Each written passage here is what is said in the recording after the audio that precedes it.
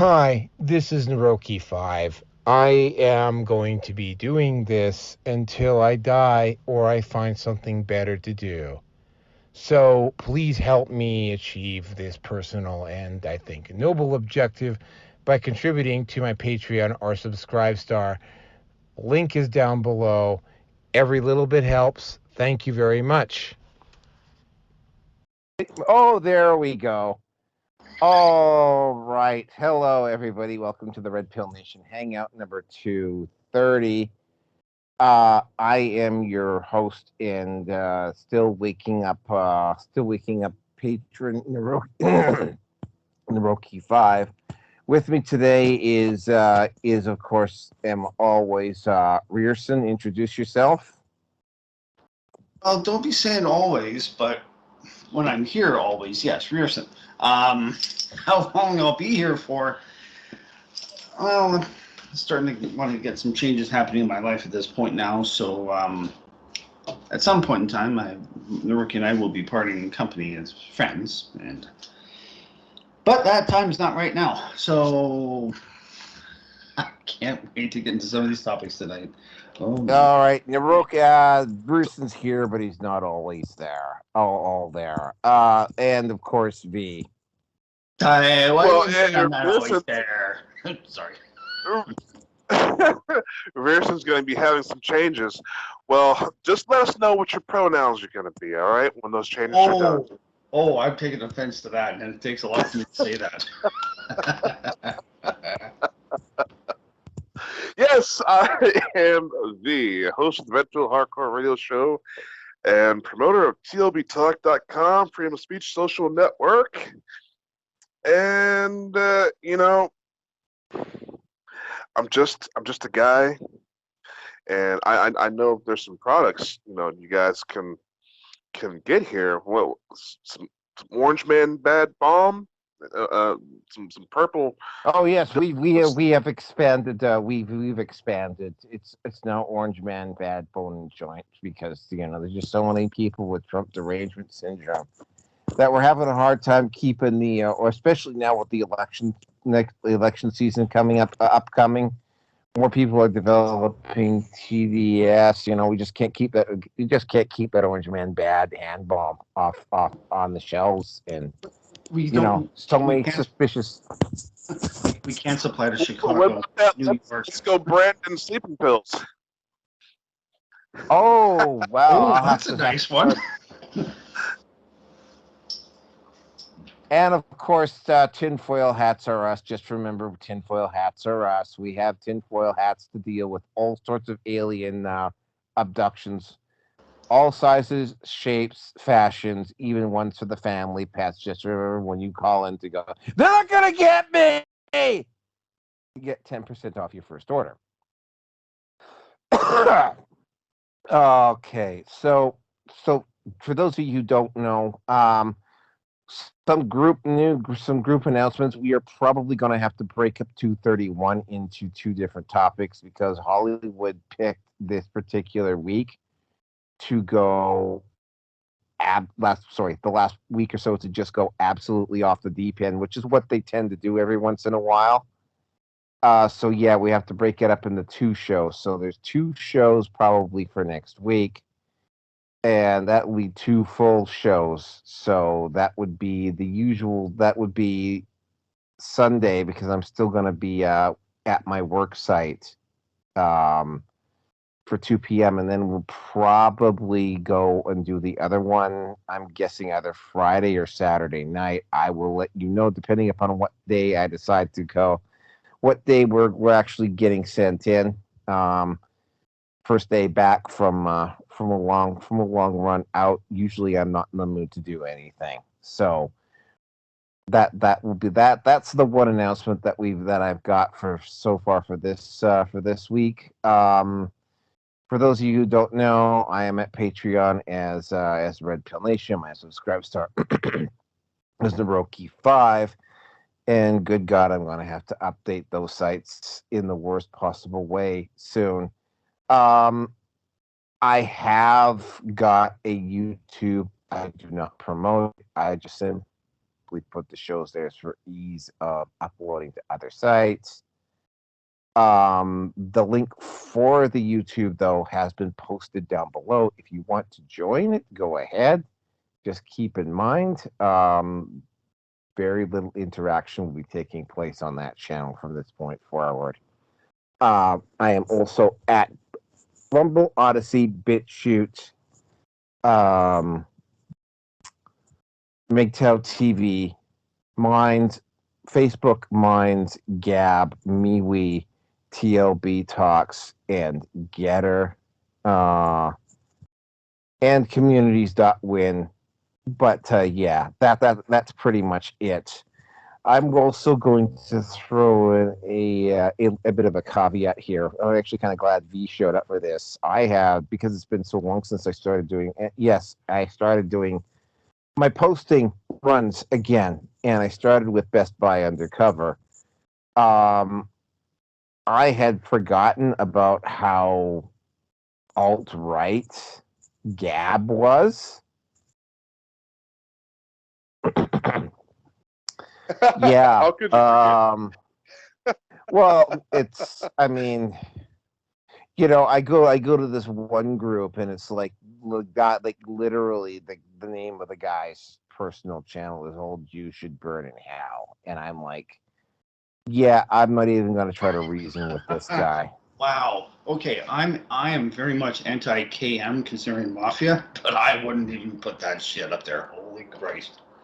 Wow. Okay. Yeah, no, that's what somebody. That's literally what had. And if I was, this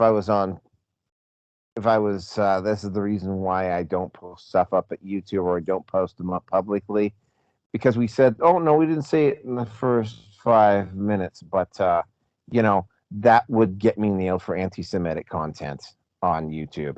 Which is kind of funny because we are actually going to be talking about the Anti-Defamation League tonight. So, for those of you who, for the topics for today are, topic number 1, Blue Beetle and a long line of superhero movies that have been tanking. 2, and I was just talking about this, Elon Musk launching a $22 billion lawsuit against the Anti-Defamation League. That one is very interesting. 3, Bill Gates bails out Budweiser. 4, Rotten Tomatoes caught manipulating ratings on its site via Bunker 15. Topic number 5, and this one I'm going to just give you a warning ahead of time. This one might actually cause me to go on a bit of a rant. Sports minister in Canada, probably at the behest of Trudeau, now pursuing a policy in sports that regards maleness as toxic. Yeah. I've got myself mentally prepared for what I wanted to say on that one last night. So, if Okay. you're not going to be frothing at the mouth over it, believe me, I'm pretty sure that I will. And the innuendos will be flowing. Anyway, and another one. Oh, and of course, yeah, another AAA game developer inserts woke culture into the video game. This is Starfield. Again, I won't go into the details right off the top, but yeah, it got a little bit. It got a little ridiculous. Actually, it didn't get. It not only got a little ridiculous, it got over the top ridiculous. And with that, let me just timestamp this. All right. Well, I did see the Blue Beetle in the movie theaters, which probably shouldn't surprise you because when it comes to movies, I'm a movie I have made exceptions. Charlie's Angels, I just decided I'm not even interested. I bought the DVD because I just wanted to add it to my collection, but I did not see the movie, and I probably won't watch. It'll be a very long time before I get around to watching the DVD. Now, the Blue Beetle movie itself, and I saw this right when I noticed the trailers. First thing I noticed about the trailers is, oh, well, of course, Blue Beetle was never Hispanic. He was white, right? And of course, they race swapped. But the race swap was not over the top, although we will be talking about a really egregious race swap next week. AKA, they made Jesus and the whole of the Middle East and Jerusalem, the whole, like, the empire they turned the Roman Empire into African American, which it isn't. But anyway, I digress on that. I was like, okay, I already know which direction this is going in, right? The movie did not turn out to be all that bad. There was a little bit of political correctness, and had the movie come out, say, 10 years earlier, it probably would have done okay. As it was, it just didn't. They kind of almost tried to turn it into another Iron Man, which the Blue Beetle really isn't. But yeah, the show itself was not all that bad. They kind of made them they kind of messed around a little bit with the audience, but the woke stuff was not over the top. Although there was one scene with Blue Beetle grandma that was definitely a little bit hard to believe. Of course, all the bad guys were white. Of course. But that's to be expected. Shocker. But again, yeah. So another superhero movie tanked. Almost everything on Disney Plus is also tanking at the moment. Again, we'll also be covering that next week on the special, the Hollywood special that we're kind of probably going to be doing. Wait. Hold on. All the white guys are evil. What about the villains? Dude, fucking everything wrong with society right now is my fault because I happen to be born of European descent. Well, of course, all the mainstream villains have to be white. All the black people usually die at the beginning of the movies. And anybody that wears red dies in Star Trek. Oh, fuck. I love the banter, my friend. I love the banter. Well, I'm just saying, we usually don't survive the first 5-10 minutes of the movie, of any movie. oh, there's the black guy hitting on the white guy in the horror film. Well, that fucker's going to be dead pretty soon. Let's take bets. What do you got? V, you got 5 minutes? Sure, I'll fucking take 10. Oh, God, yeah. Well, I mean, there's two characters that we know in a horror movie that are gonna get actually three that are gonna get taken out right away. The jerk jock, the narcissistic, self-absorbed pretty girl, and the black dude.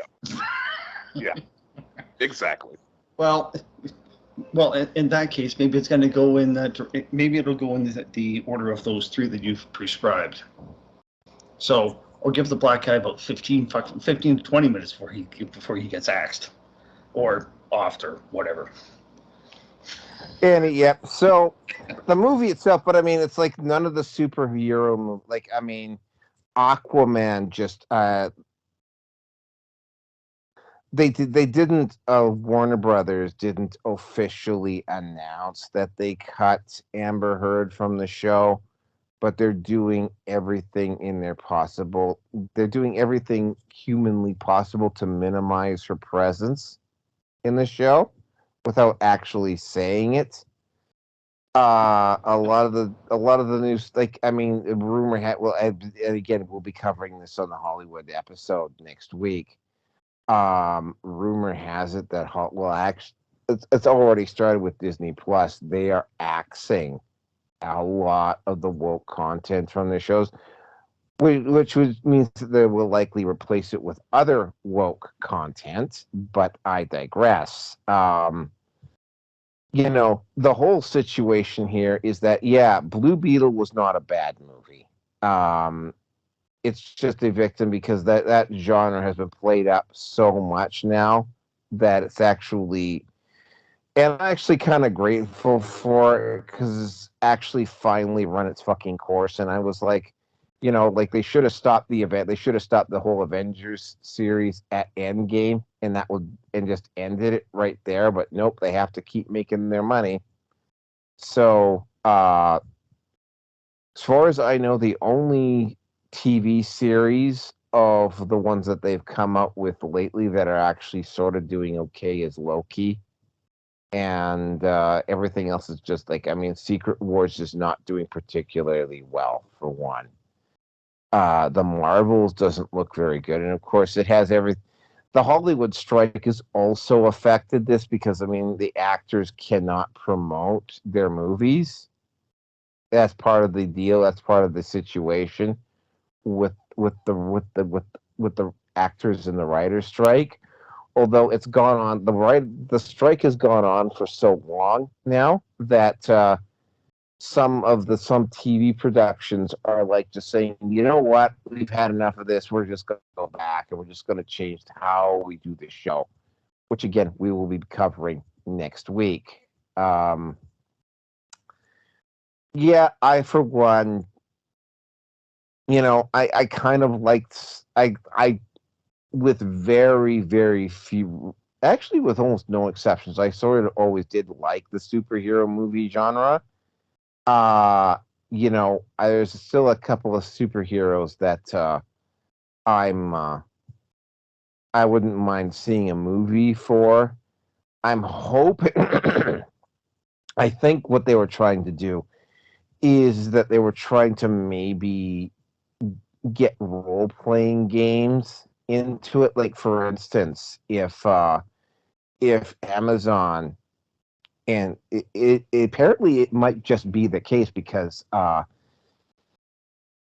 Henry Cavill is being very insistent on the Warhammer TV series. In movies that they stay as close to the source material as humanly possible. And yeah, you cannot Disneyfy Warhammer 40K. If you do that, the show will tank almost immediately. Um, so maybe role playing games might be the next genre. Who knows? But yeah, I think Blue Beetle was a movie that probably it underperformed, and it's because people, I mean, a lot of it, well, I mean, the woke stuff in Hollywood is one of the reasons, but I mean, it's like, the superhero genre has potentially played itself out because Blue Beetle was not that bad of a movie. And with that, I'm going to turn it over to V. Yeah, I'm not uh, a big DC fan. I just, well, I'm not supporting any movies right now, as you guys know. I would rather just pirate everything. I know I don't see anything on the horizons that I would actually go see in the theaters unless it probably, I mean, yeah, Warhammer 40K. If something came to the big screen for Warhammer 40K, I would go see that in movie theaters. I can't think of anything that I would actually go into theaters to see. I don't know. I definitely would rather watch Marvel over DC. If I had to pay to see a movie, it would definitely be Marvel over DC. Uh, DC still represents a bygone era. It's really kind of, I don't want to say racist, but it's just not conforming culturally. It's not updated. It's really like it's still like the 1930s comics in a way. Marvel has always been on top of the times. Uh, Even back in the 80s, they had a vampire that gave you AIDS, and there was a supervillain that was powered by cocaine. So, Wow. What the? Wow. Okay. yeah. Okay. It's true. Look it up. Yeah. So yeah, Marvel's has always been on top of the times, and I don't know, Blue Beetle. I might download it here in a few months, maybe. I don't know. It's not on my to-do list really. If I get bored, I'll watch it. As far as the Blue Beetle and its lore, they really should have. I agree with Naoki. They should have done it a long time ago. It could have competed with Iron Man. Although, yes, you're right. Also, Blue Beetle is it's a different thing on its own. It's alien technology. It's but then again, the Blue Beetle has had many different owners. The suit. So the race swapping doesn't matter. Actually, the first Blue Beetle iteration that I saw and got into was black. So, which is kind of forward for DC. Probably its only example, but that I can think of right now, as far as a main or major character. But yeah, I don't know. It's just another movie that I may or may not watch. And with that, I'll pass it on. Hey man, we haven't seen you for a while. Let's go get some tacos. Oh, sorry, that's the atypical thing that Hollywood do with Latinos now. Oh, they do. They actually do go get some tacos at some point. Yep. I've listened to Nerdrotic and The Critical Drinker, to Sparrow, and that group of people, WDW Pro and the fucking like. I don't think had they not been hiring the fucking idiots with the blue fucking check marks for quotas. Here we go, folks. This is it. Thank you. And I just realized where I want to go with this more specifically.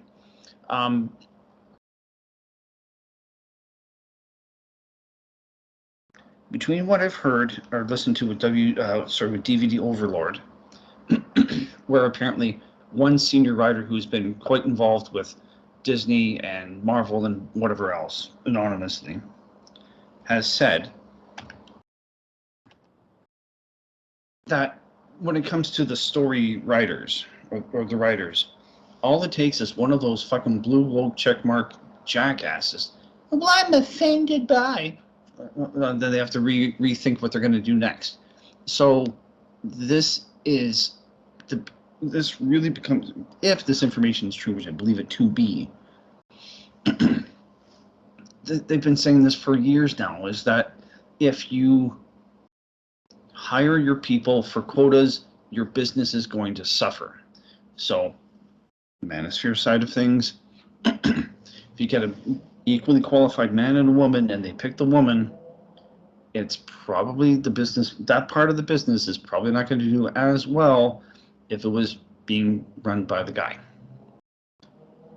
Conversely, because now you're going to have your trannies and your fucking blue-haired, blue-dyed hair, fucking lesbian, whatever, non-binary, black transgender midgets. Yeah, exactly. Take your pick. Those roles are going to get. Hey, your car will not run without a tranny. All right. The little black runts and fucking with the black lesbian who somewhat is a lesbian, but sometimes identifies just being just completely asexual, depending upon her mood or maybe upon how much estrogen-like compounds that she consumes in that day, which might swing her identity. Fuck. you get enough of those fucking idiots in there, and you're not gonna have. Yeah, you're gonna get the representation, and you're gonna get the little things here and there and there and there and there. Oh, and then what the fuck was that woman's name in Marvel where she was in Disney? She wanted everything to be as queer as possible. It's that kind of shit. Oh my god. Yeah, no, exactly. It's that kind of shit. That's why the people basically just said, fuck this shit, I'm out. And, Secret Wars or the Marvels or fucking whatever else is going on. Well, I would recommend to drop the Marvels because Captain Marvel herself, no matter what ethnic demographic, there we go. I'm not going to say race because we're all one species. Again, referencing back to Dungeons and Dragons, racial relations. What is it? Humans, dwarves, elves, halflings, gnomes, half-orcs. And you get your varying degrees of working really well together where they do all the opposite end of they hate each other. That's racism. Oh, don't forget don't forget they took out the half races in D&D recently. I could fucking care. I could care less. I could care less. Whatever. I stopped playing. My interest with D&D stopped at 3.5. They went to 4. I looked at 5, and I just went, "What the fuck is this?" Anyway, but they wanted to have more of a computer game feel to it. Fine, whatever. That's the decision you want. I'm just going to go back to what I liked. Anyway, so there's one gentleman that worked in the comic industry that was on. I don't know if it was with Critical Drinker or WDW Pro or somewhere in there. It was a spinoff of WDW Pro. And he said there were a lot of those, a lot of the wokesters were submitting ideas for stories, and they were politely just saying, "Oh yeah, okay, yeah, thanks. We'll look into that." And when they were gone, or after the day of the Comic-Cons or whatever, they were like, "This one's just absolute shit. There's no fucking way we would do this." That sort of thing. So what they've done is that they have hired the people that are destroying the industry. We've been saying this for quite a while, but fuck me running, it's goddamn official pretty much now, is that they don't know what they're doing. They don't know how to write. I don't know how to write, but you don't see me fucking telling anybody in the comic book industry or the Hollywood writers or, well, assuming that they can even write anything right now, which they can't. But you don't see me giving my opinion of, well, I think there should be a transsexual Asian female who blah blah blah and blah blah blah, and then if you have to insert the token black dude and blah blah blah blah blah blah blah blah blah, fuck whatever. No, that's not my forte. I don't have. It's not that I don't have the ego or the self-confidence. It's an area that I just have no fucking interest. I might be smart enough to do the job to some degree or another, but I'm not going to go there to sabotage the industry because I have my own personal agenda that I need to push on society. So, now, would Marvel stop at after Endgame? Fuck no, they won't. Would Disney stop at all of that? Hell no. If they can find a way to churn more milk into butter and sell it on the market, they tried. And there were some movies that were somewhat successful, but as an industry, as a genre, it's now dead because there's nothing really more to it. And until Disney, in one form or another, shall we say, apologizes to their audience that they pissed off, I don't see it happening. I mean, Ahsoka is already seems to be having a lot of mixed reviews where 45% of the fans that are watching it would support it, and 55% of the old fans, such as myself, that are watching, just kind of going, "Yeah, I'm just watching it just to see what's going to happen." That's it. Or they're not even touching it at all. So it's not that I don't think that it comes down to it being superhero fatigue. They've just put out a string of subpar fucking material that's not getting the attention. And when you cry wolf so many times, people just don't react when the wolf is finally there. And that's what Disney's dealing with. And we'll get eventually to all of that shit now, too. Oh my God. So, my apologies for going on a little bit longer on this one, but that's what I see. Now, I might be wrong, I might be right, I don't know. So, Rocky, back to you. Okay, I want to throw in a couple points here. Here's the thing. Every once in a while, these woke idiots actually do get something that does well, aka Handmaid's Tale or the Barbie movie. Although, yes, I'm gonna have to. I totally forgot to add that into the mix for next and we're gonna throw that in with the Hollywood episode as well. Greta Gerwig is just livid, pissed that the Manosphere has adopted Ken to a certain degree as an archetype. But you did see the movie, and did he basically not just say basically fuck this shit, I'm out, and went his own way? Yeah, that was well, I mean, I get, and we'll get into this. I will add it into that. We'll add it in, and yeah, we are gonna have to do it now because that makes like 6 topics on the Hollywood section alone. But the one that you wanted and the ones that I already had there, either Ryan Gosling really did his research and he used the character of Tyler Durden as a really heavy reference for the Ken character, or Greta Gerwig was wanted because I mean, like I said this at the time when I did the movie review for it. Greta Gerwig wanted to mock the Manosphere so badly that when she adopted all of those scenes and all of those characters from all of those really good guy movies back in 1999, that she actually ended up making a base. It turns out this is exactly what she did. She ended up making a based movie by fucking accident, right? And yeah, which tells me that they fluked out when they made this movie.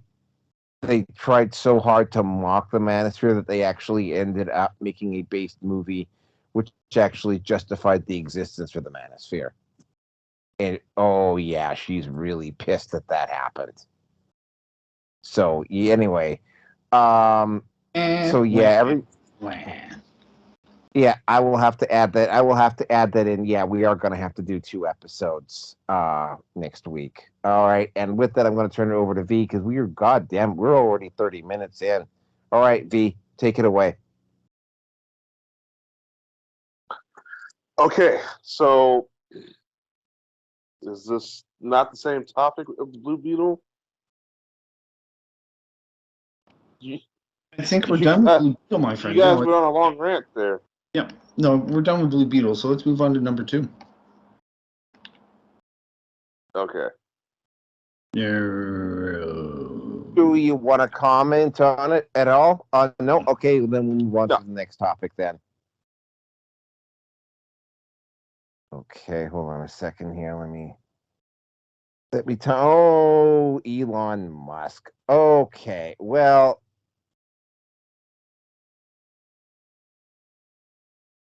the ADL, once again, like the Southern Poverty Law Center, like the ACLU, once upon a time, they actually did really good work. The ADL, though, has basically become a branch of the of the Democrat Party, and they're spending a and their current way of dealing with what they call hateful sites is to basically take away. They're pulling the sleeping giants models that they try to go after commercial sponsors And they have been doing it so much on Twitter that Elon has finally noticed. Well, here's the thing, right? And this is something, I mean, like, I kind of figured out pretty early on that Elon was out for Elon. He wasn't really he wasn't really going to be a free speech guy. He was going to be, he was going to do what it took to make the platform profitable his way, right? So I mean, we're still seeing him comply with most government demands for censorship, blah blah blah blah blah, that sort of thing. We're still getting people getting shadow banned and accounts being taken down and whatever. The whole situation is that the ADL, or the Democrat Party, knows that it cannot win the next election if one of the big social media sites is not playing ball. If you remember back in 2020, Twitter definitely, and it's already been conclusively proven that this was being done with a wink and a nod from Jack Dorsey, who very wisely left Twitter before all the shit hit the fan. The ADL has been consistently, and I think what happened is that Elon just basically waited until he had enough evidence to take the ADL to court. But he finally got it. I think he finally got enough evidence and he's going after the ADL like in a way that even if the ADL settles out of court, a message is going to be delivered, which is, yeah, you know what? This is my freaking platform, and I will have speech on it. That's my way, not your way, and I am not a tool of the Democrat Party or the Republican Party. And yeah, and if you don't fucking cease and desist, I will fucking sue you right out of existence. Because the ADL has completely, yeah, I mean, for instance, right? They talk about, oh, well, anti-Semitism on Twitter. And it's like, yes, okay, it's there, right? It's become a little bit more prevalent now, mostly because the precious snowflakes can't go on Twitter and post up a woke comment, and they will get that collective circle jerk, brought to you by Orange Man Bad Hand Bone, by the way, like they used to, right? Like, for instance, when thank you very much. That should be our new motto. For instance, like when Trump did actually do a tweet on Twitter at one point. One of the things that was happening during Trump's presidency, every time he tweeted, like somehow the Krasensteins always got up near the top. Now, what you're seeing is that, I mean, if you get one of these screaming leftists posting stuff up, right? If you go into the comments, right, they're rightfully getting roasted. Like they're not enjoying the circle jerk, which is why they got so enthusiastic about Threads, because they thought that Threads was going to take off and they were going to start getting the collective circle jerks that they wanted in the past. And they didn't, because Threads Threads is virtually dead. Like it just never went anywhere. So yeah, I think Elon just was waiting to gather enough evidence against the ADL to force the ADL to back the fuck off. The ADL has had a direct line in why Twitter stock value has continued to plummet. When you put that big of an investment into a social media site and you have this government, this quote unquote independent agency that's just a front for the Democrat Party at this point, continuously interfering in your revenue stream for no other reason than they can. If I was Elon Musk, I would definitely be suing them. And again, all three of these organizations back in the '60s. I actually did something on the ACLU, because the ACLU was really and I talked about this on the Red Pill Nation, the blog. The ACLU was really critical. No, not the ACLU. That other one, SPLC. The SPLC was really critical in dealing with a really nasty, far right skinhead kind of almost mafia like organization that was happening on the West Coast. To give you an idea of how bad it was, back in the late '80s, it's not there anymore, because it's now a SkyTrain station. But the Granville in Georgia, there used to be this big plaza, and there would be this group of skinheads that would act like they owned that particular area. And if you weren't white or whatever, they would get very threatening and intimidating. I had a couple of friends of mine that got harassed by them.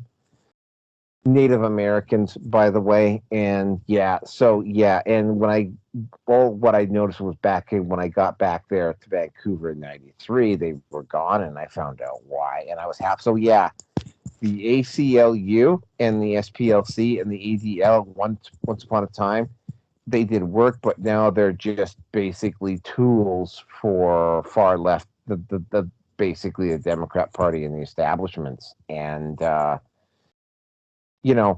it kind of annoys me, because when they do TV series on the Klan or neo Nazis, they're still bringing in people from the ADL as experts on this. And it's like, well, you're using a likely discredited organization at this point. And with that, I'm going to turn it over. I'm sorry, I was going to say, you mean the SPLC? Yeah, the SPLC is no longer even on the list for. Okay. It's not even listed as a source of as a accredited source of information for the FBI anymore. Like, they have fallen that far, right? Nice. Oh Nice. yeah, no, well, yeah, they also, and I actually covered this again on the Red Pill Nation, not on the Hangout, but the Red Pill Nation blog. They potentially are engaged in money laundering. The people who were running the SPLC were also at one point, there was a shakeup there, because there was a toxic work environment, a lot of sexual harassment taking place there. Yeah, no, they're not the organization that they used to be. Wow. Anyway, and with that, I'm going to turn it over to V. Go ahead. Oh, sorry, Rearson has something else to say. Huh? No, Rearson's gonna waste. He's gonna wait his turn. Damn it. Okay. All right. Yeah. No. So from my perspective, I don't want to necessarily say that the enemy of my enemy is my friend. I would like to say that my enemy and my other enemy happen to be squabbling. So I am just basically just gonna be sitting back, watching the fireworks, eating popcorn. Now, there is a benefit and a drawback either way. Speaking for myself and giving my opinion on, from a perspective of someone being a part of a social network, TLB Talk. So you got the ADL, which ironically is an organization that attacks anybody who is against their political agenda. They defame anybody. Oh, they'll They'll Yeah. attack a ham sandwich if you pay them enough money. Jews, ham, It's not kosher. survive. That's not kosher. Yeah. Well, so so okay. They are, or at least were, unnecessary evil at some point in time. I mean, Gab cannot get any kind of advertisers. Gab cannot get an app in the Google Play Store or the Apple Store. Okay, because it is a cesspool of racists. I've literally tried this, and this is literal when I say this. Every time I hop on Gab, I scroll down the feed. I cannot make it past 3 posts without something being anti-black or something anti-Semitic. I mean, real anti-Semitic. So I can't. I think the only reason why that network even exists now is to pool all the white supremacists and to put on an FBI list. Well, here's the other thing I've noticed about Gab. It's sort of like, I mean, I hear all these leftists whining about Gab, and it's like, well, if you got such a fucking issue with Gab, because like I remember when Torben started talking about setting up Gab, it was like it was a free speech platform, and basically, if you go after these guys on Gab, they back down, right? You know, and it's sort of like, well, if you don't fucking like them, go on fucking Gab and challenge them. Oh, blah blah blah blah blah blah blah blah. Then shut the fuck up, right? Like if you go after them on Gab, like you're not gonna get blocked for going after these assholes on Gab, right? But they won't fucking do it, and because these people just want to bitch about Gab and not want to do anything about it, you know, the situation on Gab just keeps getting fucking worse. You know, like I mean, yeah, like I said at the start of the show, it was like I took one. I just blocked the guy. I wasn't even interested in talking to him. Well, I like fact checking. Well, I call it fact bombing. Someone will say something so outrageously racist and wrong because they like to throw out these statistics which are just not real. It's just white supremacist beliefs, and I'll hit them with some facts, and then I'll block them. They get so mad they'll make alt accounts just to try to come back and say something, F you, the N-word. They get so mad when I hit them with facts. But anyways, yeah. So on the other end of this, we've got Twitter X. All right. Yeah, I mean, that's. Listen, if Twitter went down, that makes my work a lot easier. I'm just gonna say it. I don't need the competition. I'm already the underdog, right? With TLB Talk, if I can have them defunded and out of the way, that'd be great. But these are just two evils right now fighting each other, and I can't really decide on which one to. I mean, but at the end of the day, my platform is free speech, and I know I'm going to have some anti-Semitic knuckleheads, some real ones, and they might just come after my network. And then there goes the funding. It's all about attacking free speech and hiding the truth. Okay, with the ADL. I've not been a fan of theirs since they attacked that basketball player who promoted a documentary, Hebrews to Negroes, which, as far as my research is concerned, is 100% factual. It's not anti-Semitic. film. It's a historic documentary, but they want to call it anti-Semitic. How can this film be anti-Semitic? It's actually talking about who the real Semites are, the Black Israelites. So how is promoting that film anti-Semitic? And the answer to that question is the ironic answer is that these people calling everyone anti-Semitic are not Semites to begin with. However, it's a political handle that they've conquered, and they want to use it to conquer the world.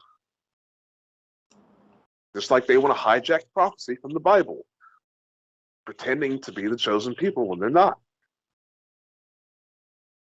So it's a great evil. If one can destroy the other simultaneously, I would love that. So that's the best outcome that can happen. They both destroy each other. So we'll have to see. Then I'll pass it on to Emerson.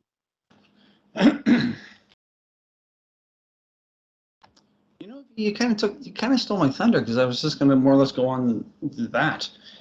So this whole thing, okay, well, all right.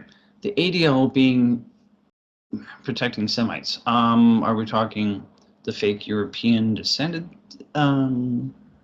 Semites, or are we actually going after the actual genetic Semites?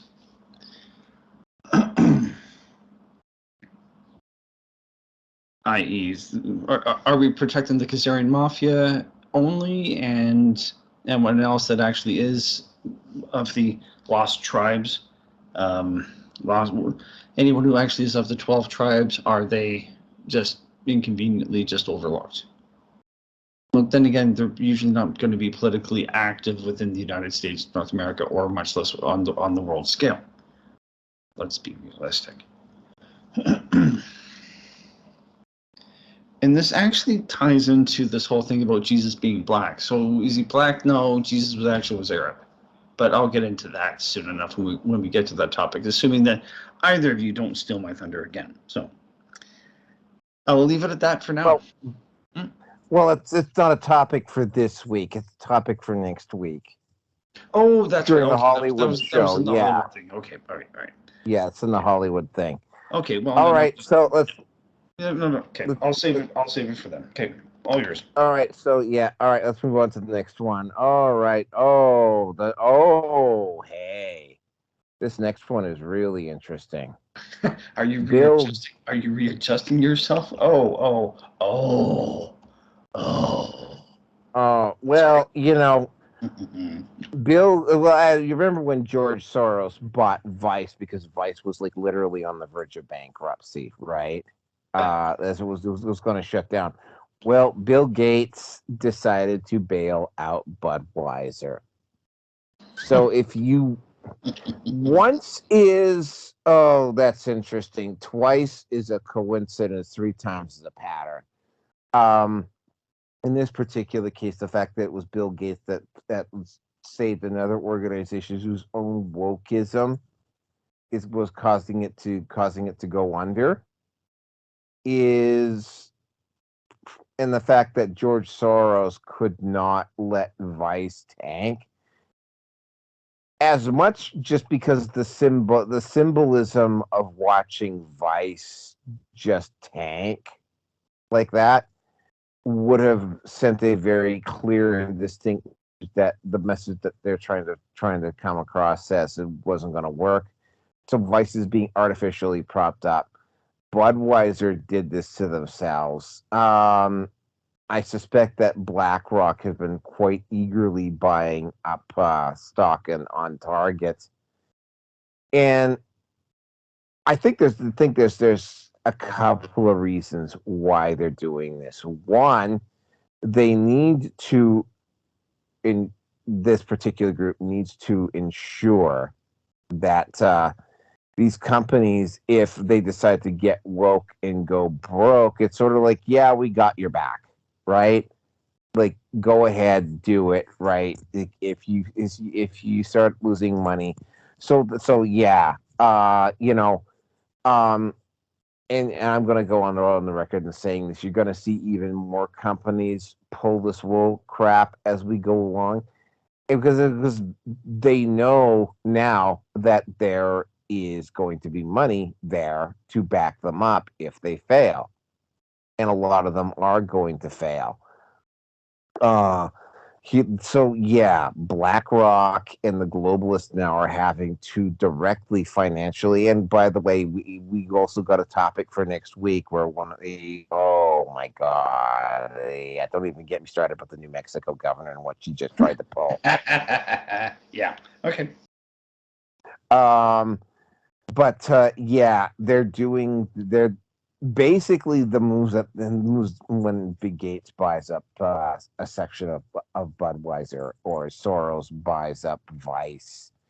What they're trying to do is they're attempting to they're sending a message out to the other BlackRock controlled corporations that don't worry about it. Yeah, just keep on being woke. Well, we got your back. We got the money to back you up if you fail, right? Same thing with Disney. If Disney wasn't like, I mean, one of the ongoing issues with Disney, for instance, is that one of the theories about Disney is one of the reasons why they just continue to be putting out this crap content is because they control Hollywood, and if their globalist plan works, your your options for entertainment are going to be exceedingly limited anyway. So you will have to watch their stuff whether you want to or not. So Disney is just simply pre-positioning themselves so that they will be front and center when the quote unquote market turns. The only issue is that too many people are getting smart to them, and it's not happening fast. The response was happening a lot faster than they were expecting. And the puppets that they have in power are managing to screw things up so badly that they're having to do stuff like, say, what the New Mexico governor is, or what Harvard had decided to do with the Supreme Court, where they're just saying, oh, we're just going to ignore this court ruling, and we're just going to keep doing what we're doing because basically what they're trying to do now is, because it's like a lot of stuff what they're trying to do is illegal. So basically they're saying, oh, well, like, oh, it's against the law. Well, gee, that's too bad. Are you going to send somebody? Who are you going to send over to enforce this law on us? The FBI, the local police, the sheriff's department? Oops. Yeah, we control all of them too. So, you know, and when I get to the topic of Israel, you'll again, that is for, oh, I think that's for next week. Hold on a second. Let me see if that's for next week. Yeah, that's also for the issue of what's going on with Israel and its Supreme Court is another example of that. You're starting to see these organizations openly defy the courts because what they're doing is illegal, and the courts keep going against them, and they can't stack the courts. They're not able to stack the courts like they can with, say, politicians, because they they just can't they can't do it with the courts as quickly because of the way the courts are structured. So yeah, they're having extreme difficulty in stacking the courts, and they keep getting legal rulings against them. And it's sort of like, oh well, we'll just start defying the courts, right? But anyway, I kind of went off on a bit of a tangent there. But I mean, getting back to the original issue, Bill Gates buying Budweiser, you know, I don't think it's because he thinks Budweiser is a good investment. I think what he's sending is just like the way Soros bought Vice again, because they need to ensure all of those companies that have all those ESG ratings that if they get woke and potentially go broke, that somebody's going to have their back. And with that, I'm going to turn it over to V. Okay, so the thing about Bill Gates buying 1.7 million shares.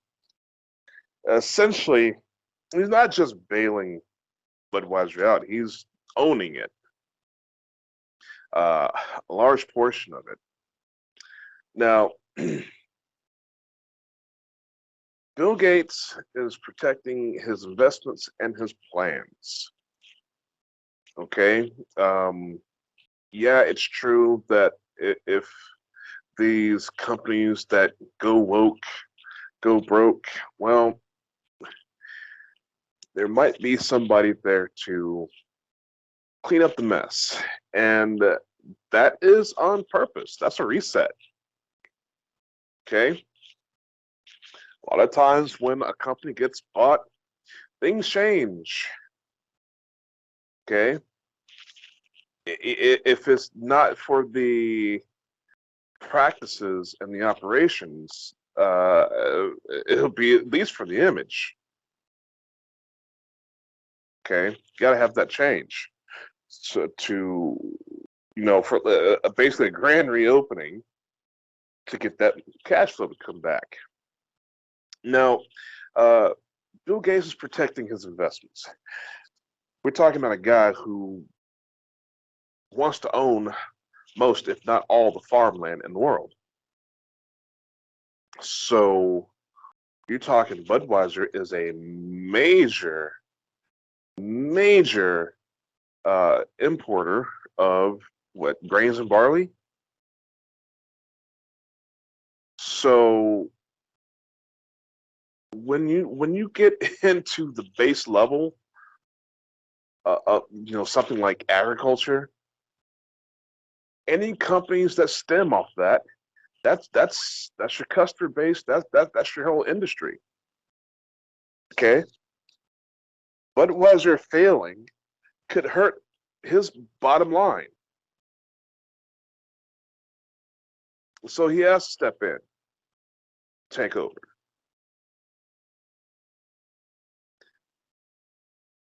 That's that's loss. That's like buying debt. You're still going to control the world with it. Okay.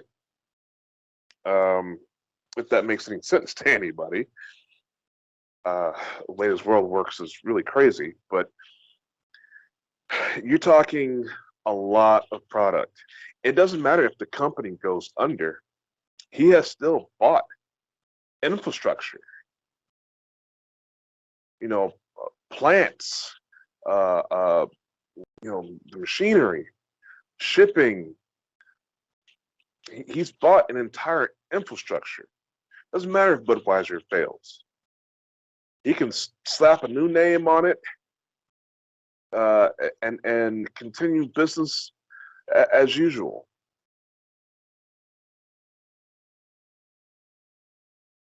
And it wouldn't matter so long as he's not going under. So yeah, just like your example with Soros, Vice was the influencing company, influencing ideas, definitely liberal, and it's just something that needs to push an agenda, push a product.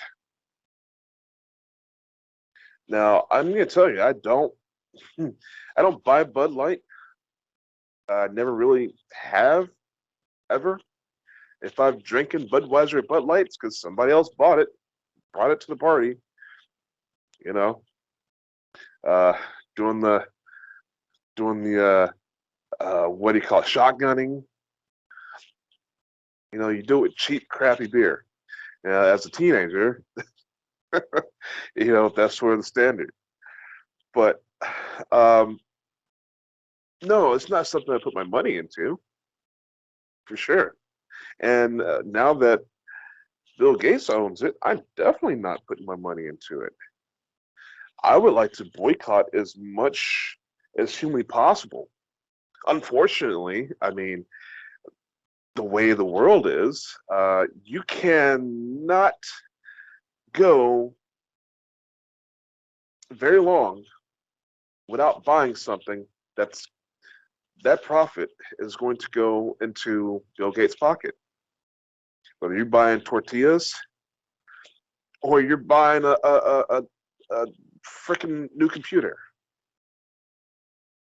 and everything in between, Bill Gates has some kind of investment and ownership.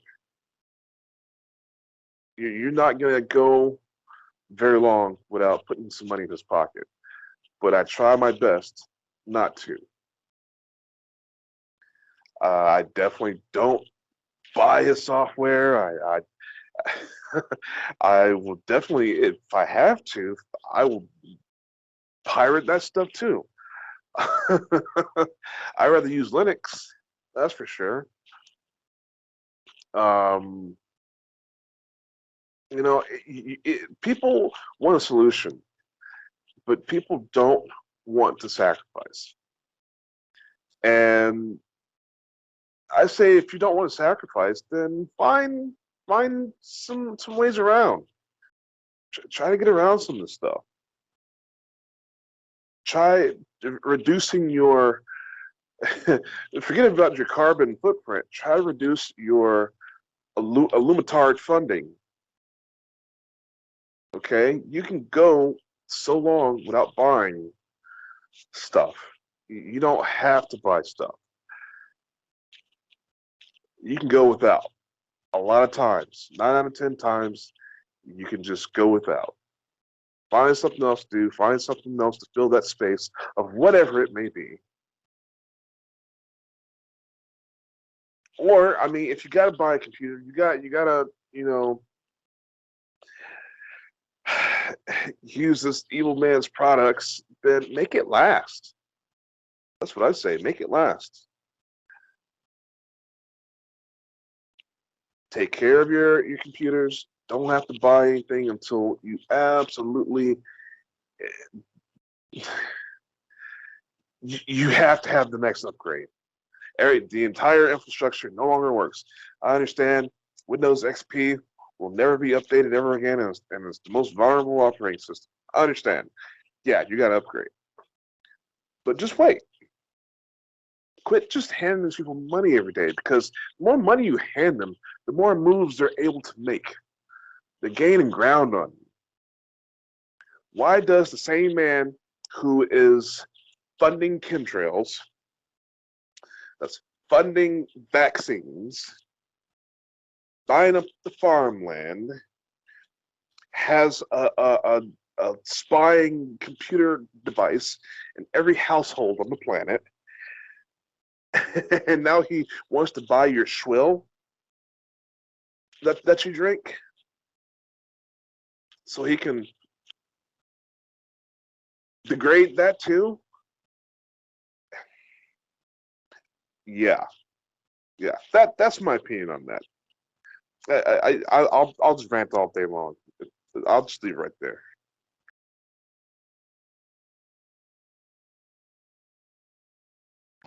Thank you, V. Alrighty. So to kind of tie in with previous talk with ADL and now with Bill Gates buying Bud Light in one form or another, and BlackRock having been mentioned on both topics, if not they are there. Apparently, Fink himself, if that isn't a fucking telling name, I don't know what is. Just like, Madoff. But anyway.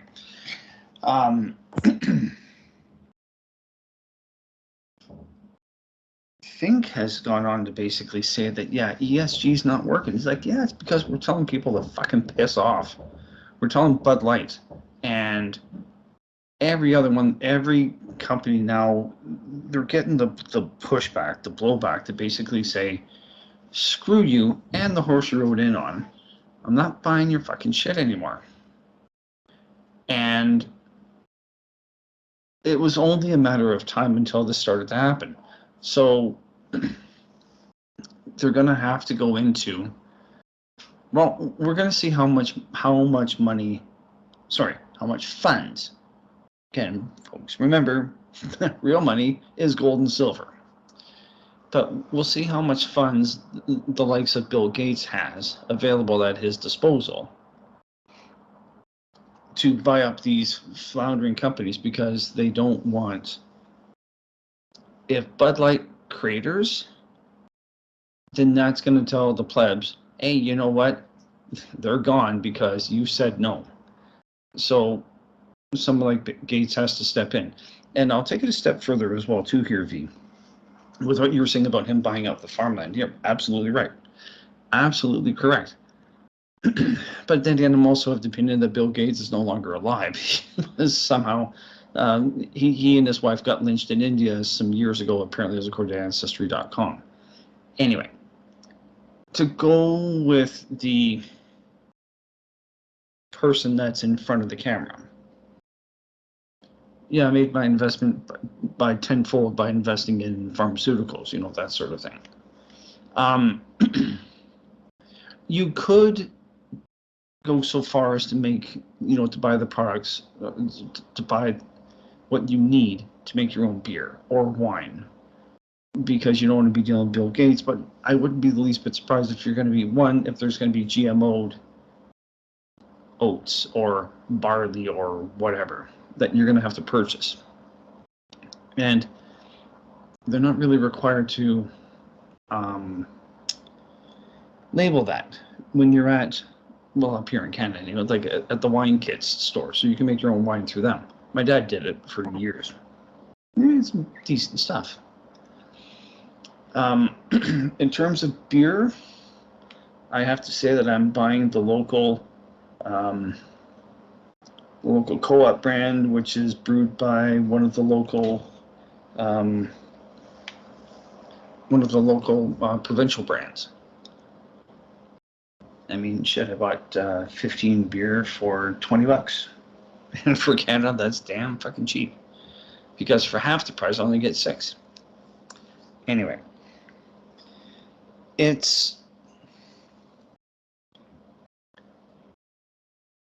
I'm of the opinion that ESG is on its way out. And it will come down to direct intervention of multi-billionaires that are going to be picking up brands here, there, and everywhere to keep them afloat, because they have to adapt to the battlefield has changed because the plebs woke up and they said no. Collectively, they said no.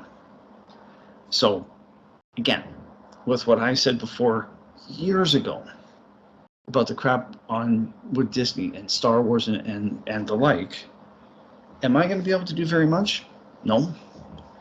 But myself and hundreds of thousands of other people, yeah, we're going to make it much more difficult for Disney, for example, to be able to not turn a profit. And apparently Disney Plus, apologize for going off into a bit of a tangent here, but Disney Plus has cost Disney about $15 billion, and they can't maintain that. So that's a whole different ball game all unto itself. So I would recommend for all of us to, as you said, V, find out where you can hit them and how you can hit them.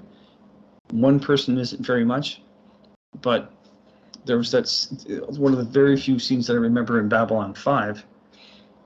Well, sir, we're hitting them, but it's a bee sting. Well, you keep fucking hitting them. Enough bee stings, take it down. It was some program that was looking. It was purifying its race genetically speaking, whatever, and it just was activated on Babylon 5. Anyway, and as I said before, individually, I'm not much. Collectively, the second episode, yeah, that was the Harkonnens. Yeah, I remember that. That was like the second that. I didn't watch B5 at all, or Bab 5, but that somehow that scene just stuck in my head. Anyway. Yeah, no, that was like the second. That was like literally, I think the second or third episode that Babylon 5 ever did. Yeah, no, the Harkonnens had developed this bioweapon, and rather than using I don't think more expansive terms for what a Harkonnen is. They only went with what pure Harkonnen is, and as a result, every Harkonnen got killed because they were slightly imperfect. yeah. Anyway, be that as it may. My bee sting isn't very much. No one's bee stings does hurt. So I'll leave it at that. Back to you. All right, I will throw in a couple of things here. One, look at what happened recently with Liberty Safes. I can guarantee you that there's a lot of people right now. Liberty Safe's business is Liberty Safe just without even so much as a subpoena turned over the coast for that to one journalist that got arrested by the FBI. They just turned it over. They didn't even ask any questions. And then once people start looking, it's like, oh, look at that. Liberty Safes has an ESG score, and they have all the politically correct woke stuff on their website. And now they're gone. And also, while you were doing this, I found myself a new commercial sponsor, and here he is. I'm a chronic alcoholic, and I drink a lot, but I mean, I've recently found it in light of the Budweiser sales. I was struggling. I was struggling. I can't use Budweiser to get drunk all the time, but now Billy G's fucked up good liquor came on the market. Yes, Billy G's fucked up good malt liquor. Yes, it gets you twice as smashed with half the hangover. Endorsed by active alcoholics everywhere. Billy G's fucked up good smashed liquor. Buy it at liquor stores everywhere. And that concludes this segment of the Red Pill Nation Hangout. I can't touch that. That's all I'm going to say. Of the three people on this panel, I can't touch that. V, you can have your fun with that one, but I'm not going there. What's talking about some malt liquor? You don't know good malt liquor. Let's go get some Billy G's and get fucked up, man. I'll stay with my Colt 45. Thank you very much. No, that's all I got. All right. So the next All right. So the next topic. Oh, and this one should probably come as very little surprise, given how this particular company has been acting over the last few years. We all know that both Rotten Tomatoes and Metacritic are both compromised, but in different ways. Metacritic is compromised in terms of the games because the critics that are allowed to review the critic scores at Metacritic, for instance. I'm going to start with Metacritic first. Are compromised because the critics that are allowed to pre-review games are given copies ahead of time, and if you give them a consistently poor rating, or you give them a poor rating, you get taken off the list. Rotten Tomatoes has had some really very, very suspicious things happen over the years, like The Woman King having a suspiciously high approval rating, like higher than some classic movies, or how the rating for the last Star Wars movie just never seemed to move at all, or about how they will wait until the last minute before releasing. Rotten Tomatoes has been compromised to a great degree. Well, turns out somebody actually finally decided to do some digging. And what they found is this site called Bunker 15. Now, what Bunker 15 had been doing in particular with the critics, is that they had literally been paying critics to do good reviews on movies that had come out. I can't remember the specific movie that they got paying off on, but yeah, the critic scores have been really out of touch with reality in terms of the audience score for a lot of movies. Like, for instance, one of the signs of one of the good signs that a movie is good is that it gets a low, like, for instance, Sound of Freedom, for instance, got a low score, but a very high audience approval rating. And whereas opposed to, say, The Woman King, for instance, who at least at first had an artificially high. I'm not sure if it's still at 93%, but it had a really artificially high score at the start. And it's like, and this has been going on for years now. We all, like, basically, Rotten Tomatoes gets its money from various studios to promote their stuff. So yeah, they've been manipulating the ratings, and yeah, like, this was going to come out in some form or fashion that a company that what they were doing is they were using shell companies, or a shell company was being used to pay off critics so that they would get higher reviews on Rotten Tomatoes. I'm not overly surprised. The only thing I ever use Rotten Tomatoes for now is to confirm social and political biases. You know, again, like, look no further than Sound of Freedom and its low critic score, or take a look at some other movies. Again, I'm going to go back to The Woman King, because The Woman King was just so blatant. You know, where, and keep in mind, The Woman King was, yeah, it was kind of meh, but it was, it it's not 90, it was not 93%. It just fucking wasn't, right? And the people who ran The Woman King used that score to try to say, oh well, our movie's actually pretty good. And it's like, no, it's not. Your movie's being artificially propped up. And of course, now Rotten Tomatoes has had their fingers caught in the jar finally.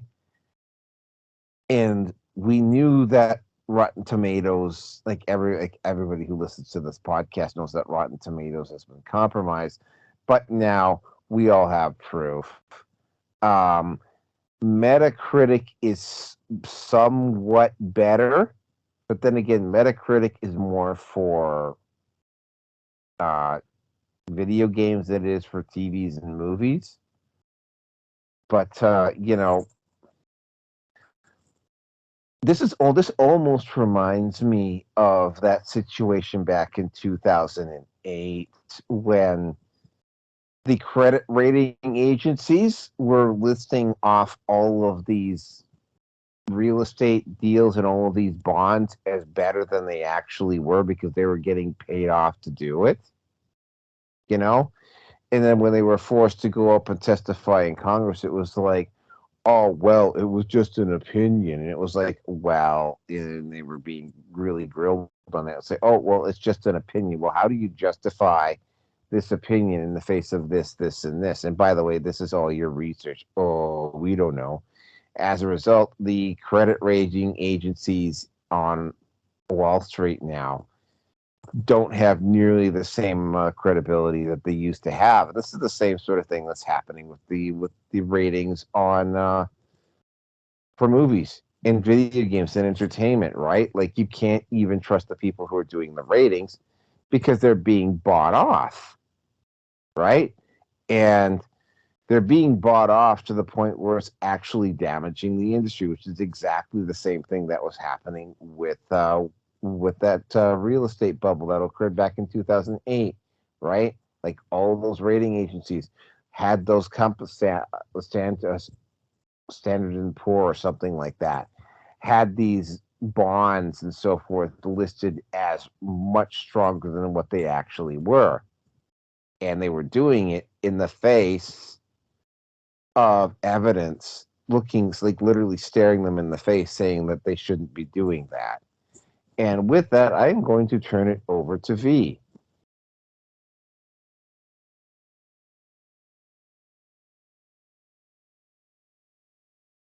And with that, I'm going to turn it over to V.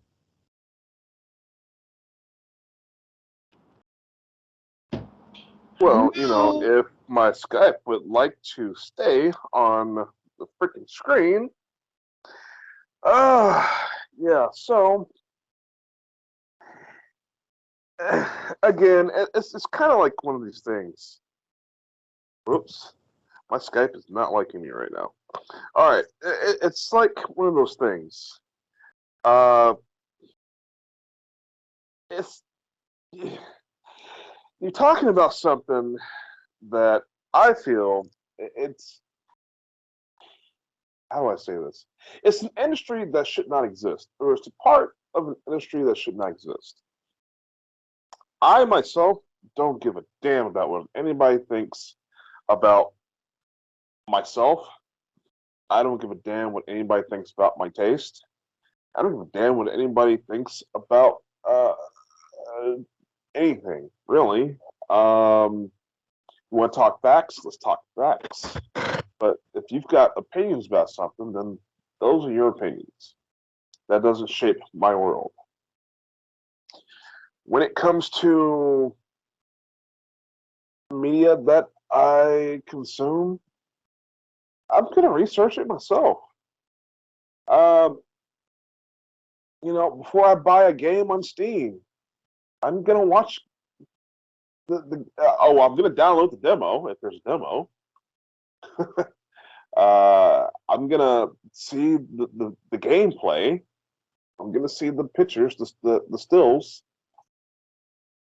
I'll go to YouTube and see gameplay because somebody's always getting stuff ahead of time, right?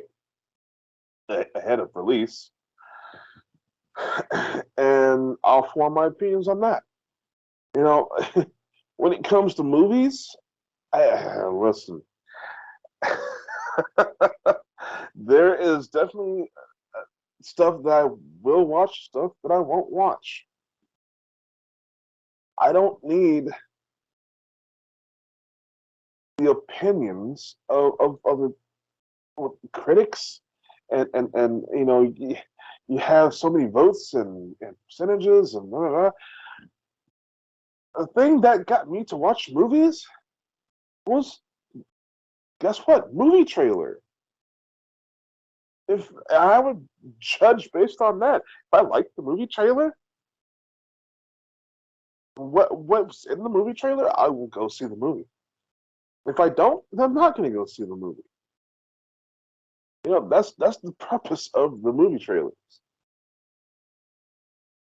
I don't need Cisco and Garfunkel to tell me what's a good movie and what's not. I don't. So these sites like this, uh, you have these game review sites because there's game journalists. Apparently, that's a thing. Yes. Uh, and then you have these movie critics. These are positions that aren't real. These aren't real jobs. Status. People who want to gatekeep status of anything and try to make money off of it. It's one of the most evil things in the world. I mean, there are evil people and evil jobs. That's right next to lawyer and repo man. Who cares about these people? I have absolutely loved movies that Cisco and Ebert would tear apart. It's like they don't know what the hell they're talking about. I enjoyed the hell out of this movie. So if you're wrong once, you've completely invalidated yourself. And again, that's especially now that everything has a political charge to it. Tell me what I should and shouldn't watch. Well, really, double screw you, right? I mean, politically, people are what the liberals don't want us seeing the movie that you're talking about, Sound of Freedom, giving that a bad freaking score. I've not watched it yet, but I plan on it. It's subject matter that I report on, I study. Am I not going to watch it just because the liberals don't want me to watch it? No. So I don't see why anybody goes to whatever tomato site or oh, this movie got this crap award and worst crap movie, da da da da da. I've literally gone to bad movie lists just to download and watch those bad movies. And I have a good time. Yeah, okay, maybe that movie was bad, but I enjoyed the hell out of it because it was bad. Just these things. It's the same thing as a restaurant review. I mean, okay, well, not so much a restaurant review. A restaurant review can save you from E. coli sometimes, or getting a a bad stomach virus. But still, uh, some people like salty foods, some people like spicy foods. You can't sit there and gatekeep. And I guess that's my whole point. I don't like gatekeepers, period. And any topic, subject, any genre, any political ring, I just don't like it. People should be saying what they got from something. Oh, I watched this, and then this is what I got from it. That's one thing. But to say, no, crap movie, don't go and see. That's effort somebody put into a product. Okay? I mean, I would be mad if people were reviewing my documentaries saying, oh, these are bad documentaries, don't go and see them. I put a lot of time, work, effort into my products. So, I mean, everybody deserves to be, and have a chance for their stuff to be seen without some a-hole gatekeeping. With that, I'll pass it on. Go ahead. Alrighty. Oh. Sorry, hold on. Oh yeah, Rotten Tomatoes. Fuck. I'm sorry, folks, but we already got a precursor to all of this shit, at least up here in Canada. When Trudeau bought off the media. Canadian media for, again, just under $600 million for 5 years, and this was back in 2018. And again, this went over most of my coworkers' heads, and as soon as I saw it, I went, oh yeah, he's just buying positive press coverage for once. And what more do I need to say other than that?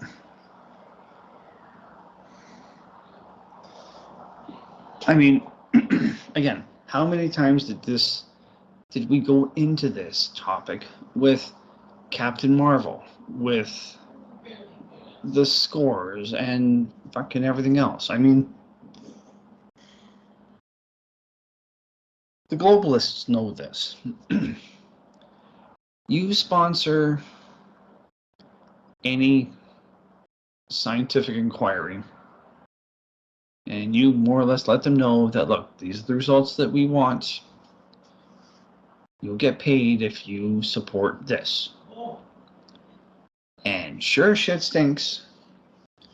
Politicians, scientists, engineers, political parties, whatever. At the end of the day, everyone can be bought off. Well, most people can be bought off. 99.9% of the population can be bought off. You know, what we were saying earlier today about, earlier tonight, whatever you're listening to this, about the ADL. You know, the ADL has basically become one of the mouthpieces for the Democrat Party because they have the financial and political clout to do it. Because they somehow have been bought off or have been brought into the plant, brought into the plantation. At the end of the day, you as the consumer, you can decide as to how much or how little you do or do not like a movie or a TV show or Ahsoka for fucking all intents and purposes. Because right now, that's the only thing that's keeping the possibility of a Star Wars movie alive. If Ahsoka does well, then we're going to do it. I don't think it's going to work. I really don't. And then whoever was reporting the numbers for Ahsoka, well, funny thing is that Disney's also paying them to present the numbers. So yeah, the bond companies, the companies that are looking at how many eyeballs or how much streaming time or whatever. I mean, fuck.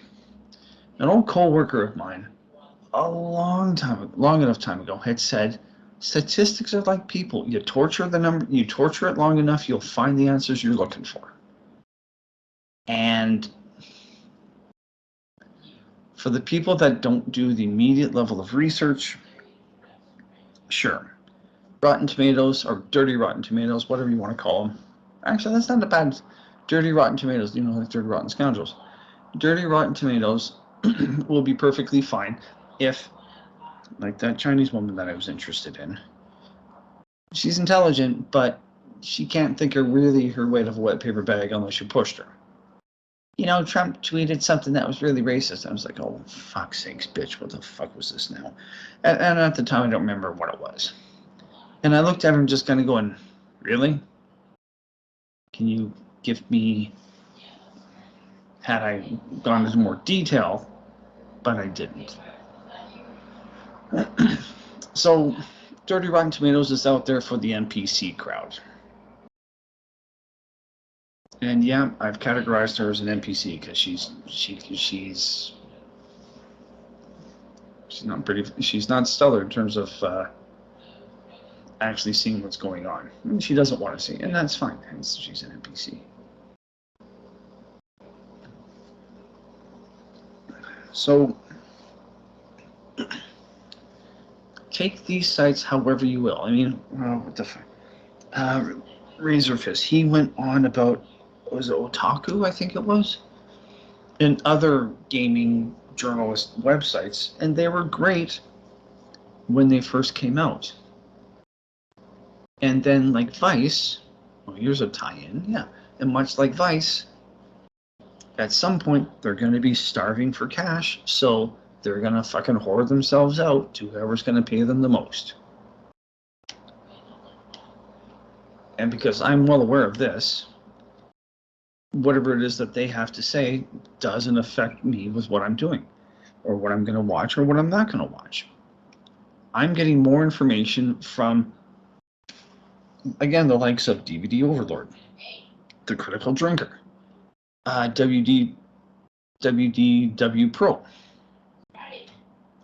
and the like, because they're coming at all of this with their honest opinion because they have no vested interest in supporting whatever the shit that's coming out from whatever branch of Hollywood is there. You know, and this is all a war on pop culture. So, and again, prior to Sound of Freedom, the last movie that I saw in the theater was Deadpool. I was fucking happily entertained with that, loved it, and I've enjoyed watching it bits and pieces here and there. Yeah, there are some inconsistencies, but you know what? It's a real anti-hero superhero movie that actually worked really well because they got the right person to do it, they had the right attitude, they had the right script to go with it, and it made the profit margin on it was just phenomenal. And it's what the audience wanted. And they knew this, and they did it. But I digress. I digress. So, if you're going to be happy with listening to people give their opinion on what it is, which is something we all need at some point in time or another, be aware of those that you're listening to. And again, I'm enjoying listening to Despair with his British fucking sarcasm. Right now, ripping Ahsoka a new, much needed new asshole. And the only thing that everybody is basically agreeing upon is that the only real character that's good, unfortunately, the actor fucking died, which was Ray Stevenson. And how they're going to bring him into the second part, if they're going to incorporate him later on, I mean, his estate's going to have to authorize for him to be digitized for Disney to do whatever they want to do with him going forward. So we'll see. I don't know, but again, the likes of Dirty Rotten Tomatoes, I don't fucking care, because I'm above that petty game. So I'll leave it at that, my friend, and let's get to the last one. I can't wait to let's make this quick. Back to you. This is not the last one. The last one is the video game thing. This is the sports minister. That's what I want. That's what I want. Oh yeah, let's. Oh my God, we'll try not to go on because we'll try not to go on this one. It might be very difficult to do though. So, and I'm going to have to say that this is directly coming from Justin Trudeau and his caucus in Ottawa. The sports minister, and I was sitting in the lunchroom of where I work, and I was watching TSN, and I was just sort of like eating, and all of a sudden I heard the word toxic masculinity being thrown around, and the whole concept of toxic like there is no toxic masculinity, there is toxic people. There are aspects about being male. There's a yin and a yang aspect about being male and a yin and a yang aspect about being female. Toxic masculinity was a term brought up by feminism to basically, well, I mean, I'm starting to get a really big grasp on the feminist agenda. The basic feminist agenda is basically to just turn males into reproductive factories and workhorses that the females can just simply exploit and live in luxury as they see fit. It's not good. If it works, it won't work for very long, because it's like in order to create a society like that, you have to keep men deaf, dumb, and stupid, right? And that's not gonna happen in the West. It's definitely not gonna happen in the United States. But all of this was platformed off of a lot of the sexual assault allegations that have occurred, specifically Graham James, and then of course what happened with Kyle Beach in Chicago. And and you remember that when I went to Calgary and we had that lunch with that friend of mine, right? He was talking about. I mean, I didn't see anything in high school there at all, but everybody saw a piece. But a lot of people saw a piece. I didn't see anything myself, right? And of course, what also happened again with Graham James and Theo Fleury, and what consistently tends to happen, and of course this shouldn't surprise anybody who's listening to this show, or definitely any of the people on the panel, is that people are not, and it's I'm based on some of the stuff that I've seen, because Sound of Freedom just seems to keep coming up as a reference point here.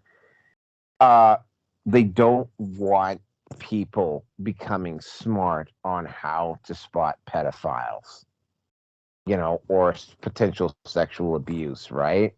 So it's like, and what they've noticed is that what happens is if there's and of course they're completely ignoring the fact that you have female teachers having sexual relations with students in high school at a absolutely horrific rate. They don't talk about that, right? They don't talk about that in the education field at all, right? But you know, they talk about, and of course they talk about they talk about the code of silence, which is like, you know, well, it's sort of like everybody saw something, but they didn't see the whole picture, so they want to instruct people on how to be a little bit more aware of what's going on, which is basically a vehicle to bring in the next part. And then we have to talk about the fucking jock culture that occurs in on sports teams. And I'm like, oh fuck, here we go. And of course, they start talking about toxic masculinity. And of course, this is a if you're from this is something, again, I haven't gotten into it very much on the Red Pill Nation, but I am going to have to. I have mentioned it a couple of times. The general consensus, at least with the American Association of the Psychiatric Association, views masculinity as toxic. This is probably also what the psychiatric associations, which is why they're also going after Peterson, by the way, is that you know, the general consensus with relationships is on the basis that masculinity is toxic, right?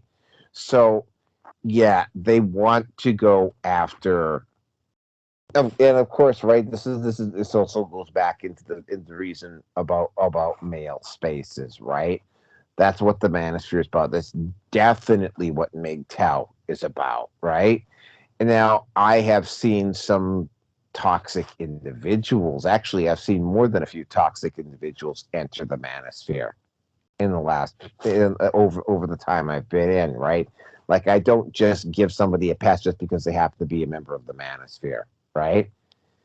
Now, that being said, what they have done here is that they have basically, and when you talk to feminists about, oh, we don't consider maleness to be a disease, but men do this, and it's sort of like, well, what about women doing this, and this? Oh, well, that's different. No, it's not different, right? Um, the whole situation is that, I mean, effectively, even though they have not publicly announced it, basically what happened is that the Trudeau government has basically taken the policy that masculinity is toxic, which shouldn't come as any surprise to anybody who knows what Justin Trudeau is like. The whole situation here is that, you know, and this is the same sort of thing that I was mentioning with Barbie. It's like, please, by all means, I'm of two minds of this. On one hand, I'm like, oh, for fuck's sakes, man. Like, what, really? Like, now you're going to talk about male sport teams being fucking toxic? And I mean, at the same time, though, it's sort of like, yes, please fucking do this. You'll just make the manosphere that much fucking bigger, that much faster. Now, I've got to also point something out, though, and this is from my direct personal experience. There is an individual that I have not seen in almost 40 years, and I played hockey with the guy. And I still, even if I were to see this guy, say, tomorrow, and I were to run into him at a supermarket or whatever, and though there's actually no, there's two people who fall into that category with me. Well, when I was on sports teams, with, keep in mind, this was right when I was having my really severe issues back when I was a teenager. Like, I would basically go up to them, and I even 30, 40 fucking years later, I would still tear a fucking strip out of them over what they did. And these were sports teams that I belonged to, right? Now, was that bad behavior on their part? Yeah. At the same time, though, you know, I had to accept responsibility for my actions and my part in what took place there as well. But to just go, well, sports teams are bad because male spaces and maleness is a disease. And yeah, again, right, feminists will deny that this is what they're regarding it as. But it's sort of like they'll deny it and then they'll go but, and then they will list off all of these topics. And basically, you're describing maleness as being a fucking disease. Oh no, we're not. Well, you just listed off all of these characteristics and attributed them to men, and without mentioning any of the positive characteristics, like for instance the fucking fact that the car you drove, the road you drove on, the house you live in, the laws that govern the society, etc., etc., and we're all fucking designed by men, right? How's that for toxic masculinity? Oh well, blah blah. Well, women did that. No, no, no, no, no, no, no. Those roads were the roads, the buildings, the cars, like most of the stuff that you see out there was made by or created by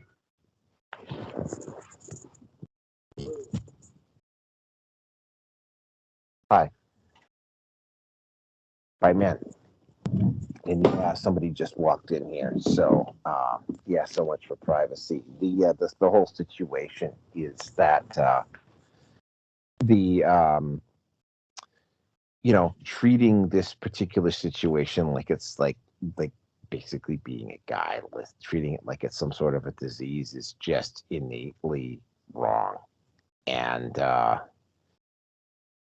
yeah, I would like to get more into it, but yeah, somebody just walked in, so yeah, I'm gonna have to cut this rant short. I'll turn it over to V. Yeah. Well, okay. So you remember a few weeks ago when we talked about how hockey was getting rid of fighting, and my answer was, you know, basically the toxic masculinity. They're gonna they're gonna try to label anything that's aggressive, that's violent, toxic masculinity.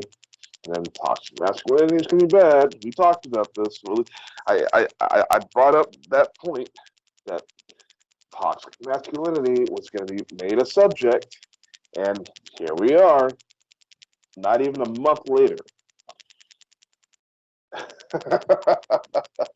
So, well, listen.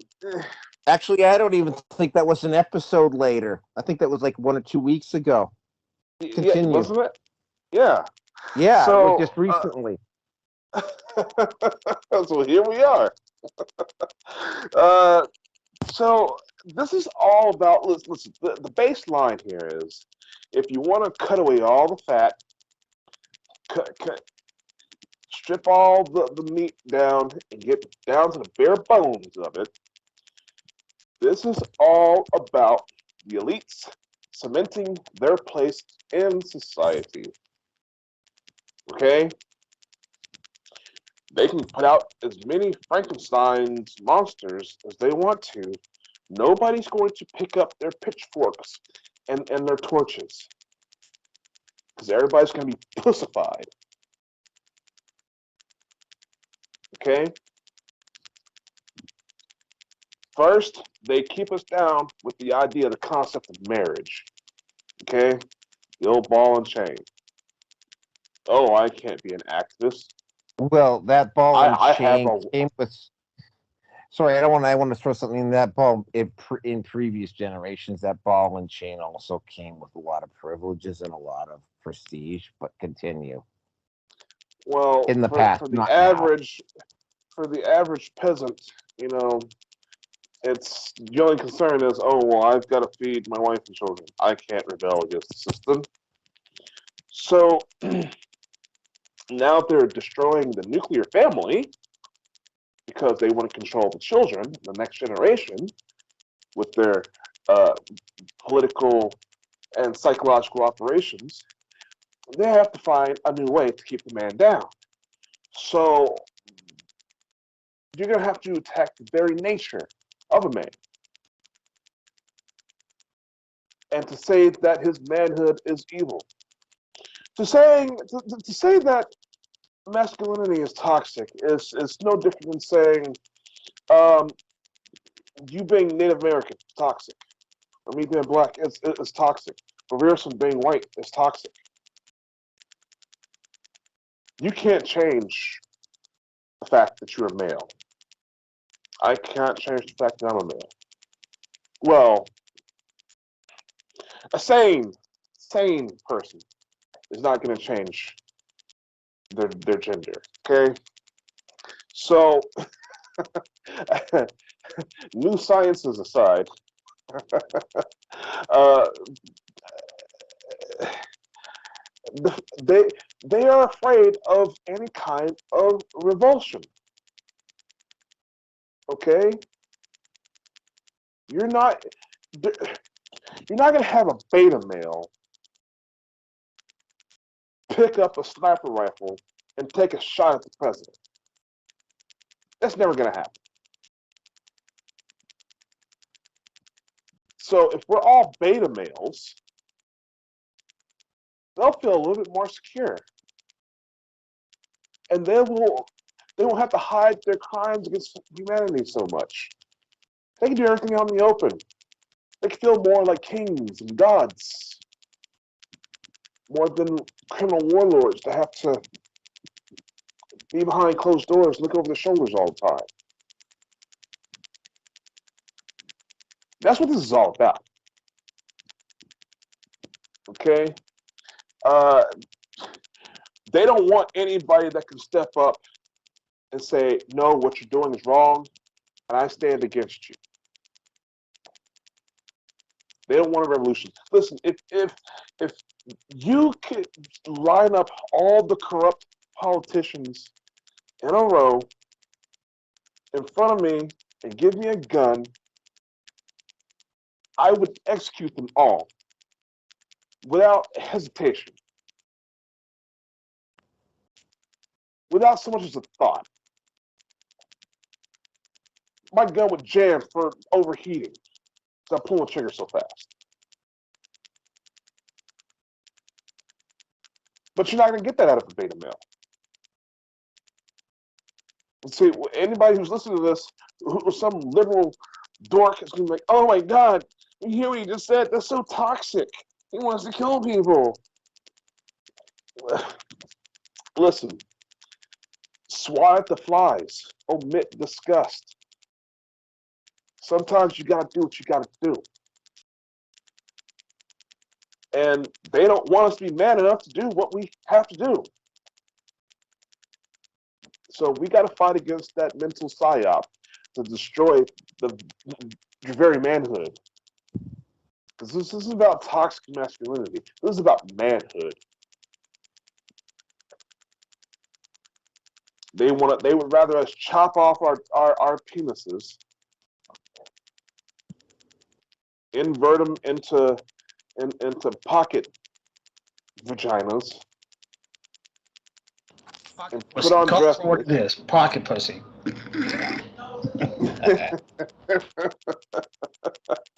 Oh, by the way, the guy who came in here left, so I have to pick up a little bit after V. But continue, V. Well, and you know, and on a little side note there, okay, what you're saying about the pedophiles. Oh yeah, well, let's let them hide in plain sight. Because these days you can't tell a pedophile from an incel. It'd be damned hard to tell a difference between a pedophile and a beta male. Oh my God, when you think about it, talk about hiding in plain sight. Oh, anyways, you know what? I'll leave right. I want to hear more what you guys say since you got more freedom to talk. Go ahead. Okay, all right. I have to pick up where I left off here. Yeah, sorry, somebody walked in. It's one of the hazards of having to do this in a public space is that occasionally somebody's going to walk in, and somebody did. So I had to cut short what I was going to say. Two things, and V reminded me of both of them. One of them, and this is a very curious little aspect about pedophiles.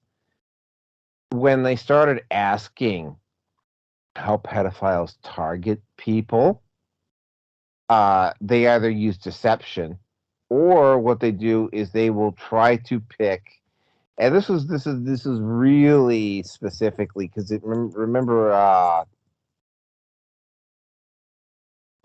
not Gage Royce. I remember Rosenbaum, the guy in Kenosha who went to trial for because he had to kill two people defending himself. Kyle Rittenhouse. One of the guys he killed was a pedophile, and what this guy had been sentenced for is that he had been specifically picking out women that didn't have a father in the family, and he was picking out those women on purpose so that he could have sexual relations with the children. And what they have noticed is that a lot of pedophiles, that's what they look for. They look for the absence of a male figure in the family, because that means that the children will be far less protected than they normally would be. That's part of the job of the father, is to be the protector, right? Um, the other part is, and this is part of the reason why you're Destroying the going nuclear to see. family. Yep, exactly. The other part of it is that the manosphere. This is part of the reason why they are so really why you're. I did some calculations because I got some downtime at the end of my shift here, and I did some calculations on the actual growth rate, specifically of MGTOW, but you could rate that out for the manosphere. The manosphere, if you look at the big picture here, the rumor that's floating around, and Alex Jones has talked about this, and say what you want to about Alex Jones, but a lot of his stuff has ended up being correct. Now, the thing that's floating around is that they're gearing up for a war with China and Russia by 2027. They're going to start it in 2027. Here's the issue. At current growth rates, the manosphere is going to be so big. It's going to happen around the year 2026. There's going to be so many people in the manosphere at that point that could literally destroy their ability to actually go to war. So basically, what's happened is that the manosphere has become it's getting to the point now where it could potential, which is why you're going to start seeing the attacks on the manosphere ramp up to the point of absolute fucking stupidity. Because it's like, yeah, they cannot have males like not being non-compliant with the system, you know. And part of that is to take the manosphere and go, oh, we'll see that's toxic masculinity, and of course they don't talk about all the other stuff that the manosphere does, like how to spot and deal with a toxic woman, how to avoid a toxic relationship, you know, how to get in touch with that masculine energy to create something in your life. It doesn't necessarily have to be a kid, it can be something else, like, say, this podcast, all of that other stuff, right? Like the male creative drive. And yes, most of the guys in the manosphere are not going to sign up to fight in a war for a corrupt government, right? And they cannot have that happen, right? So yeah, this whole thing about pushing toxic masculinity as toxic again, and we're getting back to the globalists again, right?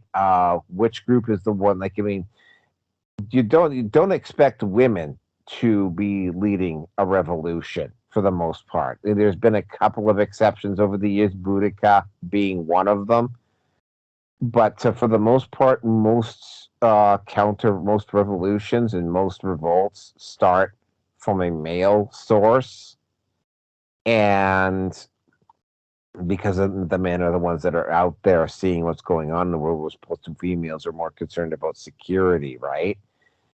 And they're the ones that are seeing what's going on. They're the ones that are having to experience it or having to feel it firsthand.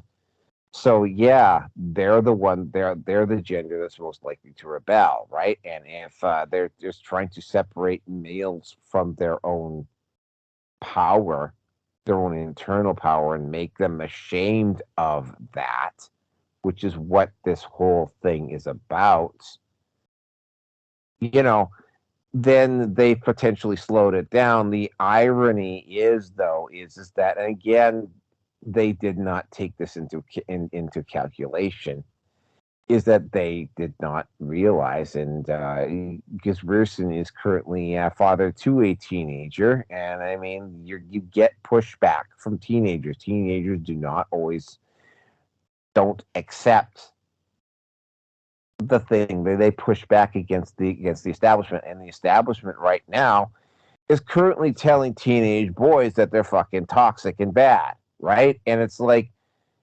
contrary to popular belief, men are not fucking stupid. They are going to see through it, and they're going to start asking questions. They are going to start looking around, which is why you're seeing this new, like this, not Gen Y, but the generation after that, the millennials, which is why you're seeing a lot more.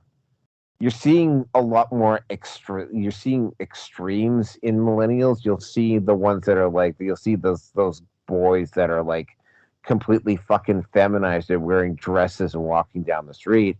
And you're also seeing the opposite extreme where you're seeing like really masculine boys that are really in touch with that are becoming much more in touch and aware of their power.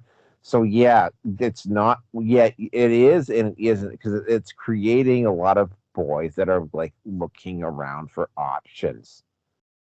And again, let's take that a step further. So what's one of the ways that you could try to prevent that? Well, let's just allow transgenders and teachers to indoctrinate kids in school, right? Now it's all just kind of like winding around, right? And each of these points is connected to the next one, right? Like the transgenders in the schools and the people promoting and not going after pedophiles and allowing people to preach critical race theory and queer theory and all that stuff and putting this stuff in the libraries is a way of systematically tearing down the family. It's also a way of separating a boy from his power, right? The only way they can stop the manosphere right now, because ultimately what it comes down to is the manosphere is basically it's a male getting in touch with his own internal power and realizing that there's a lot of fucking potential there, right?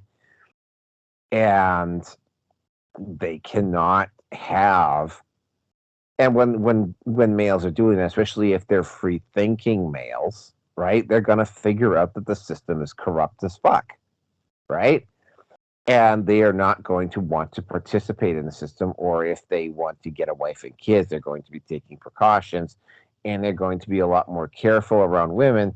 And of course, women can't have that because they need males as their workhorses and whatever. So it's all just kind of like neatly tying together. And what is ultimately coming down to is that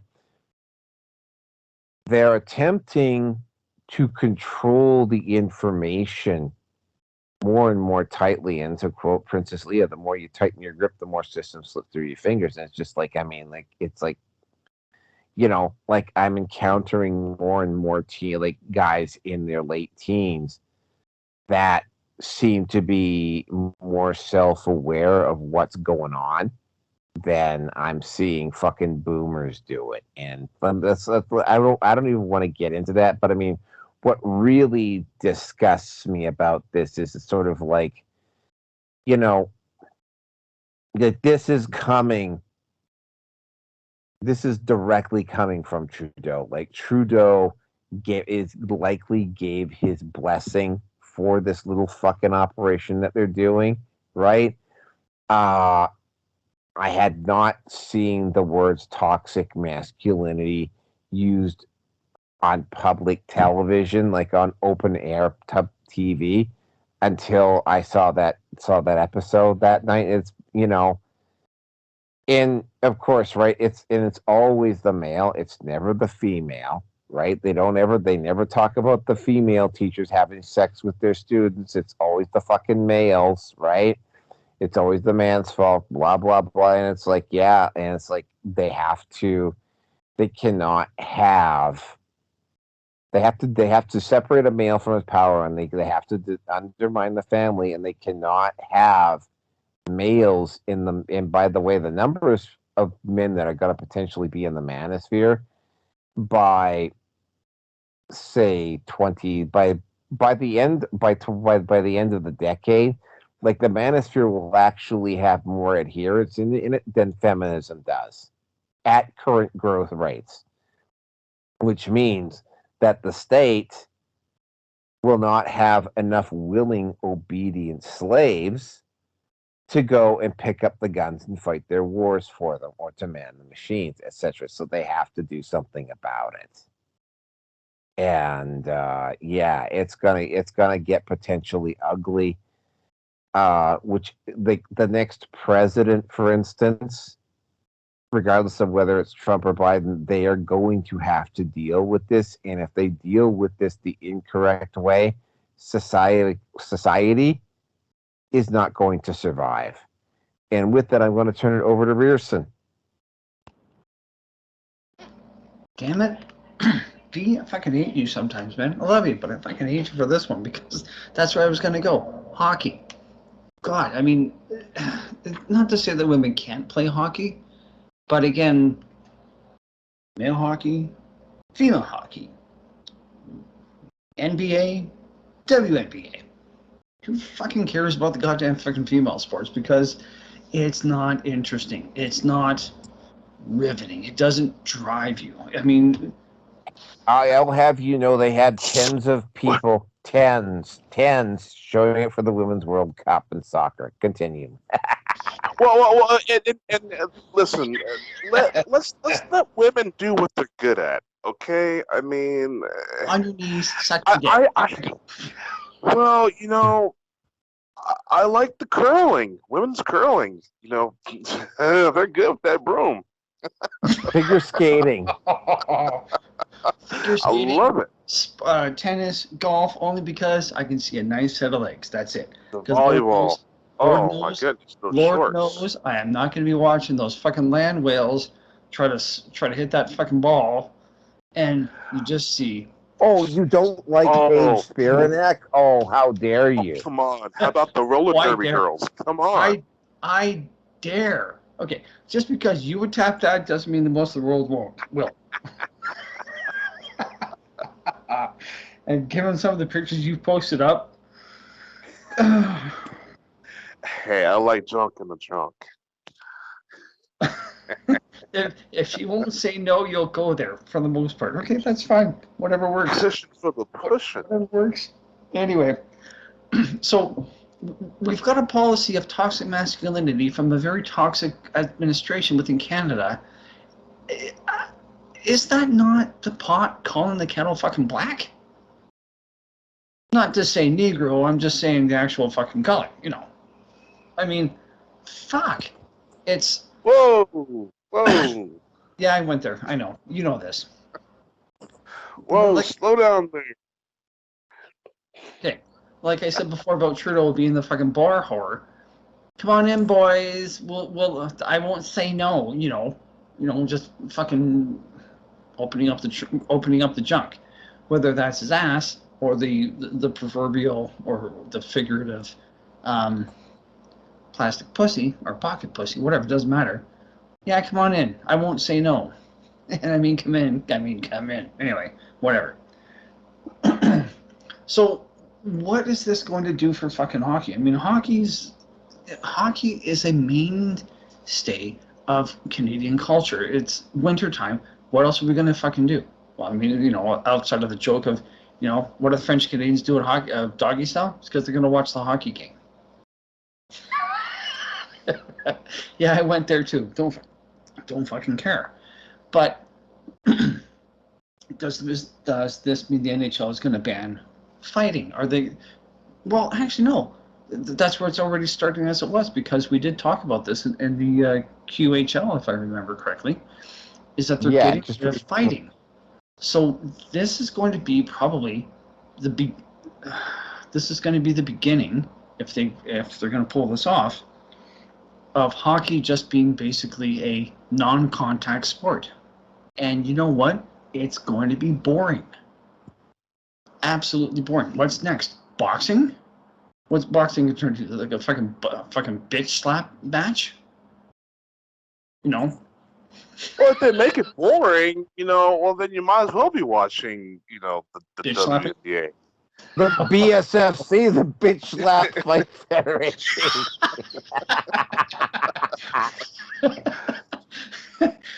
the BFL, the bitch slap league. There we go. No, the BSL. The sorry, bitch the slap, BSL. the bitch slap fighting conference. Well, Yeah. it's funny that Like, you guys Oh, are saying that because the new sport right now is actually slapping. yeah, like I said, bitch slapping. No, exactly. So It really is. No, I realize that, and that's why I brought it up. Like, is this what boxing's going to degrade to? Fucking bitch slapping? Could you imagine fucking Mike Tyson not not wailing someone's fucking face because he could, but now he's going to turn it into, the slap herder halfway around the world. It's like, oh, fuck. Well, the other sport right now also that's blowing up. Guess what? What? Is tag. Oh my god. You have two dudes in a box in a square arena. You have some like little like gym, like not like workout gym, but like playground gym, like structures around, and you run around and stuff, and hopefully you don't get touched. Oh fuck! Have you not seen this yet? requires a bit of skill, but I mean, yeah, continue. Okay, no, okay, fair enough. I'll agree. Yes, it requires some skill, but at the end of the day, it's gonna be one of those. Oh, am I gonna be paying fucking $40 to watch two guys run around on a fucking on a schoolyard obstacle course?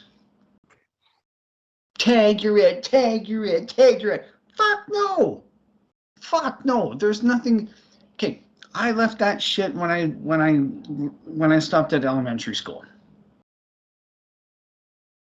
But again, the social engineering, the takedown of the nuclear family, making all male activity fucking toxic.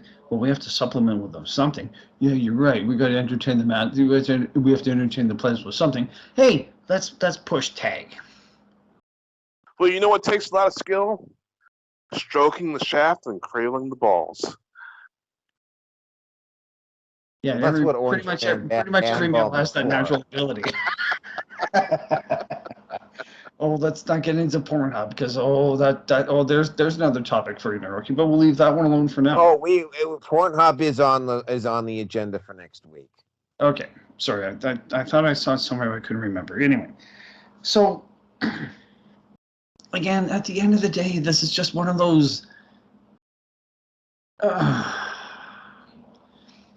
And with the feminists, Trudeau included, because I'm sure he prefers a masculine male to take his ass. Like the fucking female feminists, at the end of the day, don't want the beta males. They don't want the delta males. They don't want, everything else. They want the Chads, or I guess in your case, they want the Tyrones, only because that's the only thing that will satisfy their. Again, what do women want? They don't fucking know what they want. The feminists don't know what the fuck they want, except they want to break down society. You know what? I wish them luck. I really do wish them luck. So they want to make males safe, is what they want to do.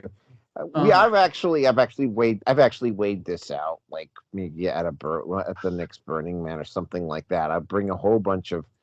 We bring a whole bunch of red pill alpha males, and we set up a fucking male space at Burning Man and watch them just fucking spurk. And here's the really ironic part about it. Mm-hmm. And this is something I've noticed because this happened to me when I had to do a couple of these shows where it was like spiritual, airy, fairy, lots of political fucking progressive people walking around, right? Even if a bunch of us showed up and did that fucking alpha male thing at Burning Man, I mean, we'd be like literally fighting them off with a fucking stick.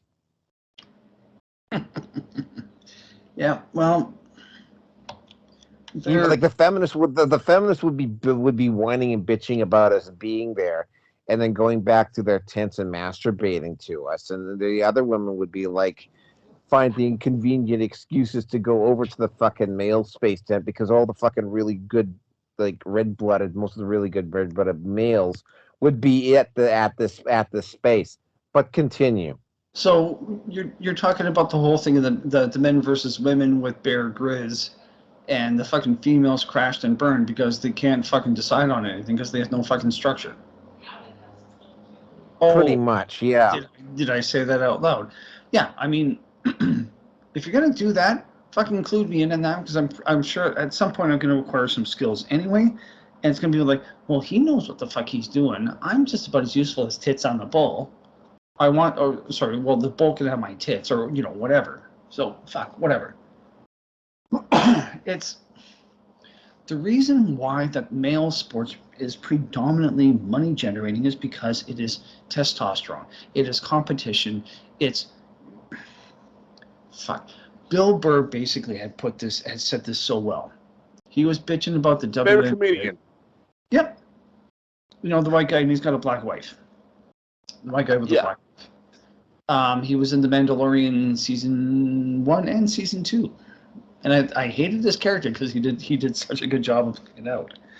But he basically said, you fucking women are. Well, there's two things. I mean, women apparently have been coined as being the more intelligent of the two sexes. But what would they rather watch? WNBA or the fucking Real Housewives of Orange County? They're gonna watch the the Real Wives of Orange County Housewives, whatever, because they're fucking tearing each other apart, and that is fucking female nature to a T. Mhm. Oh well, here's another. Yeah. Here's another one. ahead. Sorry, I've just got to Hang on. bring this up. The Roman Colosseum. At the end of the day, the prostitutes would wait at the exits and the entrances of the Roman Colosseum because everybody's blood was up from watching all of the carnage in the Colosseum. And they knew the prostitutes in Rome knew that was when the men were going to be most likely to pay for sex. So they would literally would when the festivities ended at the end of the day at the Roman Colosseum, they would be at the gates, they'd be at the exits of the Colosseum, right? Because that's what same thing, right? That's no fucking different than when the hoes that were out in Calgary on 3rd, 4th Avenue were hanging out at the French Maid. Same fucking. I don't know how this swung left so fast because with my generation, the millennials, as you brought up. Okay, don't go there. That's the problem right there. You ask the millennial female, who you hang out with, who are your friends. They're going to tell you they hang out with guys. They don't have a lot of female friends. Well, possibly. I mean, I can't. Toxic masculinity, they obviously like it. Because they know what they want. when it boils down they to want the attention. Well, and female, okay, listen, feminine energy. You want to talk about toxic? I mean, they can't stand each other. Like I said, especially if there's a man around, they turn toxic against each other faster than. I mean, you ever see somebody stab somebody else in the back so fast? Just set up that scenario. Yeah, like I said, Bill Burr, and I just saw his clip on that like 2 or 3 days ago. I'm like, oh my fucking God, he's right. He is absolutely right because, okay, if you and I have a problem, it's gonna be physical in some degree or another, in all likelihood. Now, I've seen what you look like, and I realize he's going to beat the shit out of me. So I'll figure something out about how to try to swindle my way around, or act more like a woman, and figure a way to undermine you. But at the end of the day, it comes down to it, like in the hockey games or in boxing, and fucking what the hell is this? The MMA fighter with that fucking slut of a fiance now. Fuck. Josh Allen, whatever the fuck his name is. Oh well, no, his girlfriend. I've got some. I've actually done it. It's sitting on my hard drive. I've done a recording about that. He broke up with his girlfriend. And his girlfriend, even though they never got married or lived together, she's trying to take him for half of his assets. Oh, so that's broken off now? Oh no, that was that particular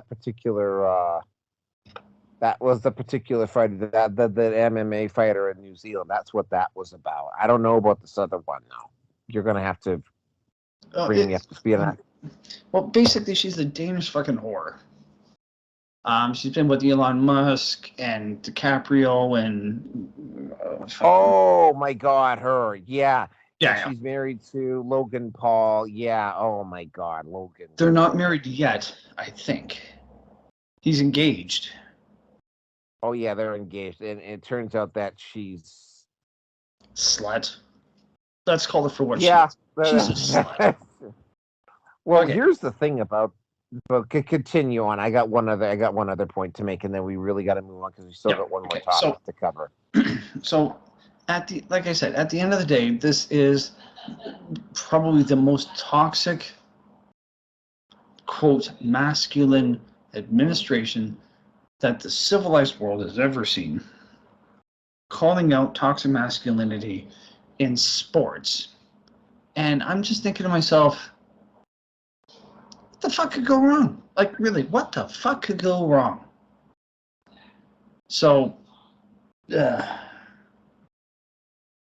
is Trudeau just being some easily accessible fucking whore, male whore. Oh, God, whatever. Again, I made the mistake of voting for the fucker indirectly with the Canadian political system in my writing. With that with Mr. Pubic Follicle, Kent Hair, as my MP, and after that, I just realized about a year later, I'm kind of going, fuck, I made a mistake. I made a big fucking mistake. But the rest of Canada can't. They're just too happily indoctrinated for socialism that they don't see the shit going on.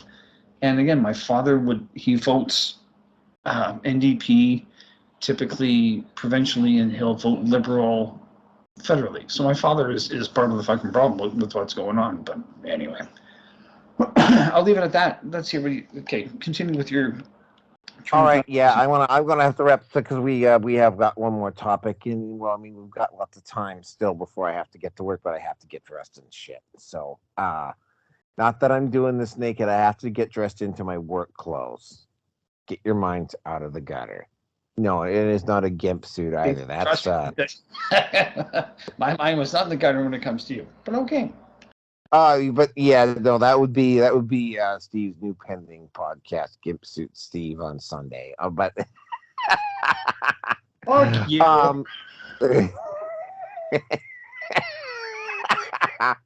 Okay, so yeah, when you want to start talking about women being hoes, as I've mentioned a couple of times here, Miss 2016 is getting married. It looks, yeah, I talked to a couple friends of mine, and they're like going, yeah, this marriage is not going to last very long. And I'm like going, yeah, when part of the reason why this marriage is not going to last very long, it's because she's got it could go as high as 40. My estimation is somewhere between 18 and 24, which puts her in, which doesn't. And here's the really freaky part about it. A woman with that high of a body count, compared to compared to a lot of the women out there, she's actually maybe even a little bit on the prudish side now, right? And it's like, even like, for instance, there was a woman that's in my film group, She got married and recently she dropped a kid, but she came from a really like conservative Christian conservative family, and even her body count by estimation was probably 5, 6, like territory, which 30, 40 years ago would have put her in slut territory. But now she's like, yeah, like she's like, well, practically a fucking virgin, right? Compared to most of the other women her age. Oh my God. For you to, well, I mean, the more things change, the more they stay the same. I but then again, I mean, politically speaking, if you're not in line with Marx, you're deemed a conservative. I'll leave it at that. Yeah, I mean, yeah, like even that one, even like yeah, she got married and she had a kid. She dropped her first kid, a girl, and I'm because I won't go into too many details. What ended up happening is that she ended up being second on being my assistant on the film group, and then just out of the fucking blue one day, I started getting a whole bunch of fucking suggestive texts from her. Now, at the time, the guy she was banging was named Sam as well, and I just figured, oh well, maybe she just got the names mixed up, right? So I didn't. We had the film group meeting, and then she went her own way, and then like literally the after the meeting, all of a sudden she just like completely fucking broke contact. And then I took a look at it. It was like she got fucking rejected by me, so she left the group, right? And I'm like, oh wow.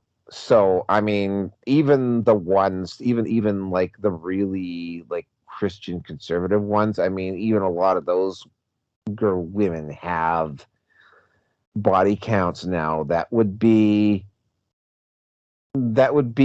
put them in, which again 30, 40 years ago would have put them in slut territory, right? But anyway, we're kind of getting off topic here. Yeah, treating masculinity as toxic and actually making that an official government policy, again, as far as I know, Trudeau's the only one that's done that. I thought Berejiklian might have gone that route if she'd stayed in power, but she didn't. um a lot of this too might also be doing with the fact that Pierre Poilievre is probably, of all the Western political leaders right now, he's probably the one that is probably most aware of the gender dynamic that's taking place. So they're kind of having to perhaps speed things up in Canada, because it's like Poilievre is not going to be pandering to feminists nearly as much when he eventually becomes prime minister. Yeah, he is effectively the prime minister in waiting, uh, barring an unexpected incident.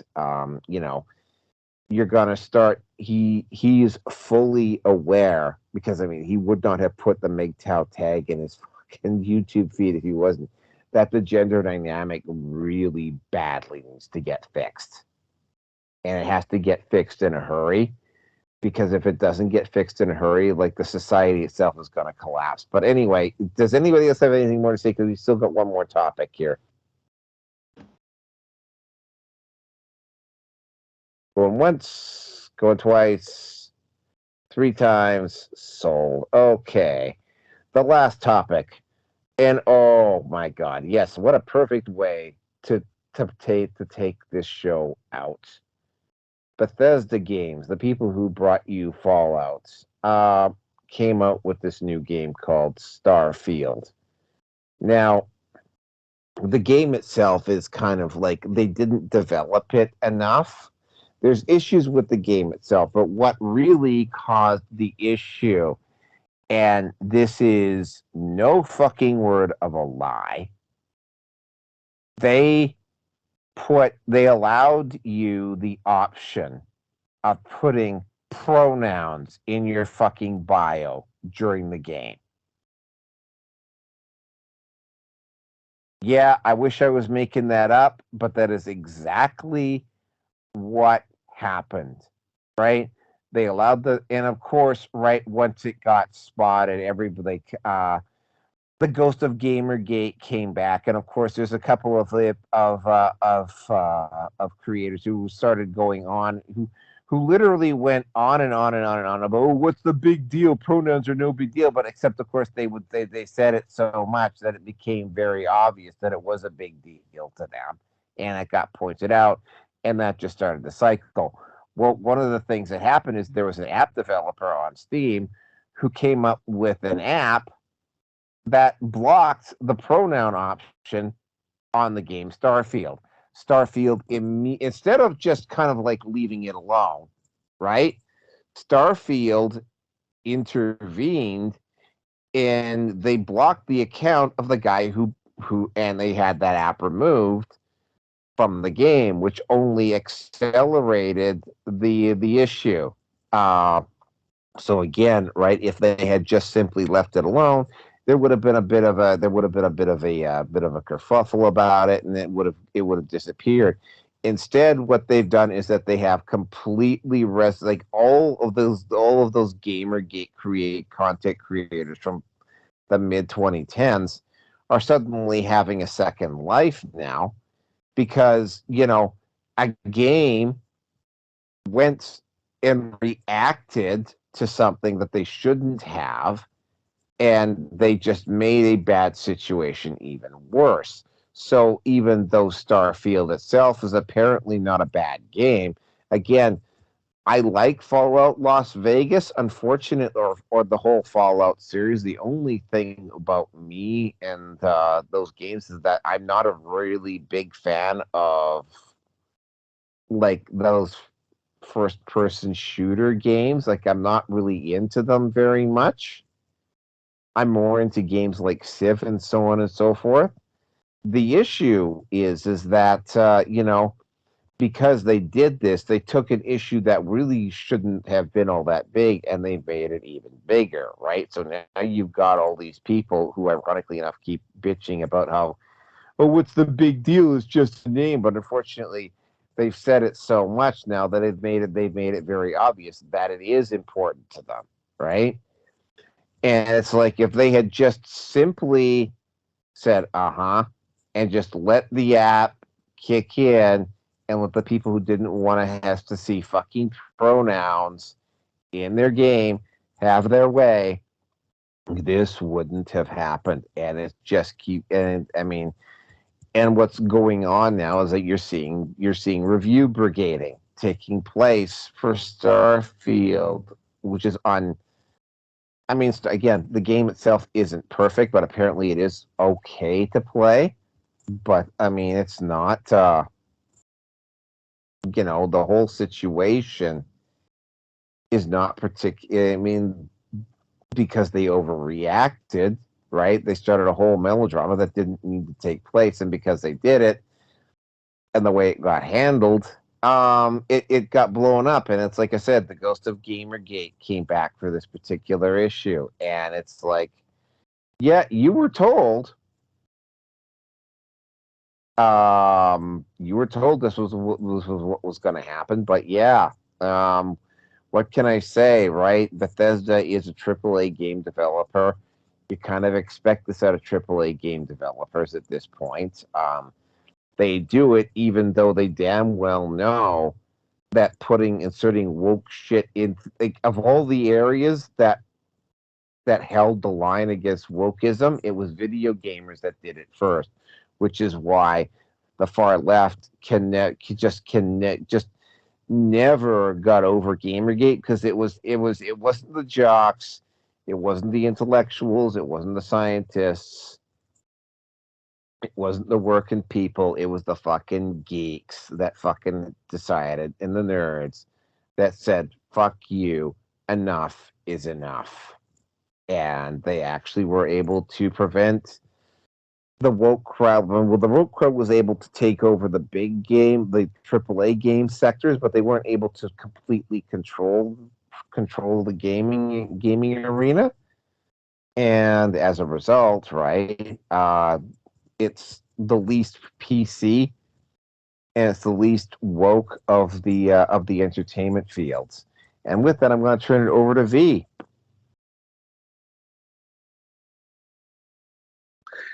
Yeah, I think it's pretty silly subject, really. Um, it's I don't know why. From my perspective, games are supposed to be customizable. It's more and more customizable, more and more. You know, it's supposed to be more and more personal. You're supposed to feel like that you're in the game, and you have to. The better experience that you have is the more integrated that you are into the game personally. Why? Because we're selfish and narcissistic people. We need to have our own little universe, our own private universe. And so I think, whatever. Uh, I mean, I grew up with video games and then, that option of integrating yourself into the game and then not having very many options. You can have customizable appearances. It can have like 20 to 100 different combinations for a white person, and there's only like maybe 2 combinations for a black person. That's been mostly the experience for me in video games growing up. Nowadays, it's a little bit more varied. I remember when Coder came out, Knights of the Old Republic, it actually had 3 different black faces on there and 3 different hairstyles. It's like, wow, this is like revolutionary. So, uh, I think it's gotten a little bit better even since then. So, the idea of putting your identity, if you want to be Mr. Cupcake or Spaghetti Monster, then who the hell cares? You should be able to do that. That's fine. Um, Especially in a fantasy setting. Someone's paying money to have a good time, to LARP and fantasy, whatever. Having the option to make up your own pronouns, hey, that should be a part of it. Absolutely. I think it's silly that, I mean, it's not as if the way with real life, okay? It's not real life where you have to get up, you have to put on your clothing that matches your gender, you have to go to your job that matches your skill set, you have to earn the money that matches your living. You know, you're taking a break from reality. I think of all places in the world to be able to fantasize and and make stuff up, it should be in your video gaming entertainment. Any other place, it's silly. But that's the one place it actually fits, in my opinion. I don't know about you guys, but I have those friends that, you play a multiplayer game, whatever, and they will choose the female character every time. I have a couple of those friends. And I always looked at them kind of out of the corner of my eye. Uh, you know, these guys were kind of beta-ish, kind of a little bit feminine-ish. They always picked the female characters. I always pick the male character. It's more immersive. But as a video gamer, if it's immersive for me, it's got to be immersive for the other character. for the other person playing as well. So they obviously identify as something. I'll give you an example. Game Grumps. You have Aaron Hansen and the other guy, Avdant. That guy. Hansen always picks a female character. But at some point in the past, I've heard him say he's bisexual. And he's always hitting on his co-host. So it makes sense. If you want to identify as another gender, another reality, I mean, wasn't there a movie about that? Surrogates or something like that, where people were like selling their bodies in this video game, and you didn't know who was actually in that body. There's been a couple. Surrogates was one. There's another one, lesser known. It actually had the guy. I try to remember the name of the actor who played the Wolverine. Hugh Jackman. Yeah, Hugh Jackman. He had Hugh Jackman as a gamer. Yeah, that was another one where Hugh Jackman was sentenced to play these live action video games. He was actually controlled by a gamer, and yeah, it was sort of like the same sort of thing, right? I didn't know about that one. I got to see that. Oh no, that's because it wasn't really all that. It didn't do very well at the box office. It had a couple of it wasn't a particularly engaging movie for one, and the story wasn't all that well developed. Ready Player One is also another one, which I think is a much better example. But anyway, continue, because yeah, we're getting. No, I'm done. Okay. Alrighty. All right, so take us out, Rearson. Okay. Well, what I want to do in terms of the corporate world for a job that I am woefully underpaid for, my manager's well aware of this. And I've said to her, I was like, I want the pronouns of they lied, as in reference to fucking what was going on with the scamdemic. And my company was in fucking lockstep with the toxic federal government here in Canada. And she said, no, I'm not going to set you up for you to shoot yourself in the foot. I'm like, damn it. A woman with an actual track record of sense and sensibilities. I mean, she's fucking more masculine than most of the guys I know. Anyway, myself included. I'm not going to be playing this fucking game because of that specifically, because I don't want to fucking deal with it. I don't. I mean, I fucking quit playing KOTOR, Knights of the Old Republic. No, sorry. Star Wars The Old Republic, SWTOR, however you want to say it. Because, well, female characters now can have 5 o'clock shadow. And I said, you know what? That's it. I was enjoying it. It was a dying audience overall, or subscribers. But still, at the end of the day, it was Star Wars. And I played male and female characters on both sides of with the Republic and with the Sith Empire, just to have the experience. And I never once fucking played up on being, quote, a woman. I mean, fuck. When you have to pretend, oh, I don't know what to do. I'm just not really doing very well. Can somebody help me? And they realize that there's a female character on screen. Oh my god, Jesus. The White Knight Sims fucking descend in fucking hordes to use a World of Warcraft reference. No, just fucking no. I did it for the voice actress, whoever she was.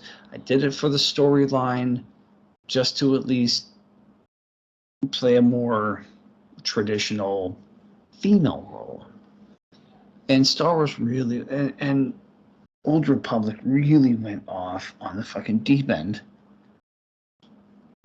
And that they were doing, it was fully bisexual, it was fully homosexual if you wanted.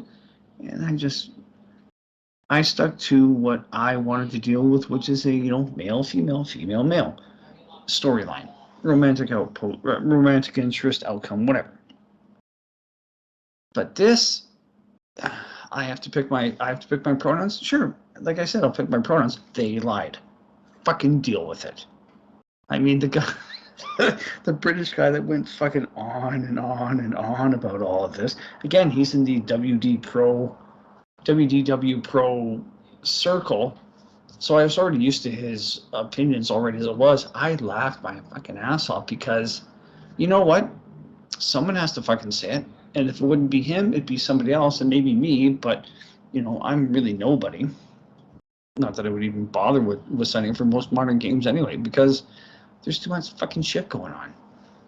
I'm playing right now XCOM 2 with the mods, and unless I get a Jedi character, or a Jedi class, and it is exceedingly rare. Like, I've only got now 2 out of about 30 to 40 troops, all females. I'm gonna turn you into clones. Why? Because I want to fucking hear your voice. I don't. I installed the mods for the Clone Wars from from Clone Wars, and I can pick the voices and whatever else. And unless they make it, don't want to fucking deal with it, because I'm sorry, women on the battlefield do not belong there. They just don't. But anyway, and that's all I got to say on this one, my friend. I think we're cutting it close, so back to you, and let's wrap it up.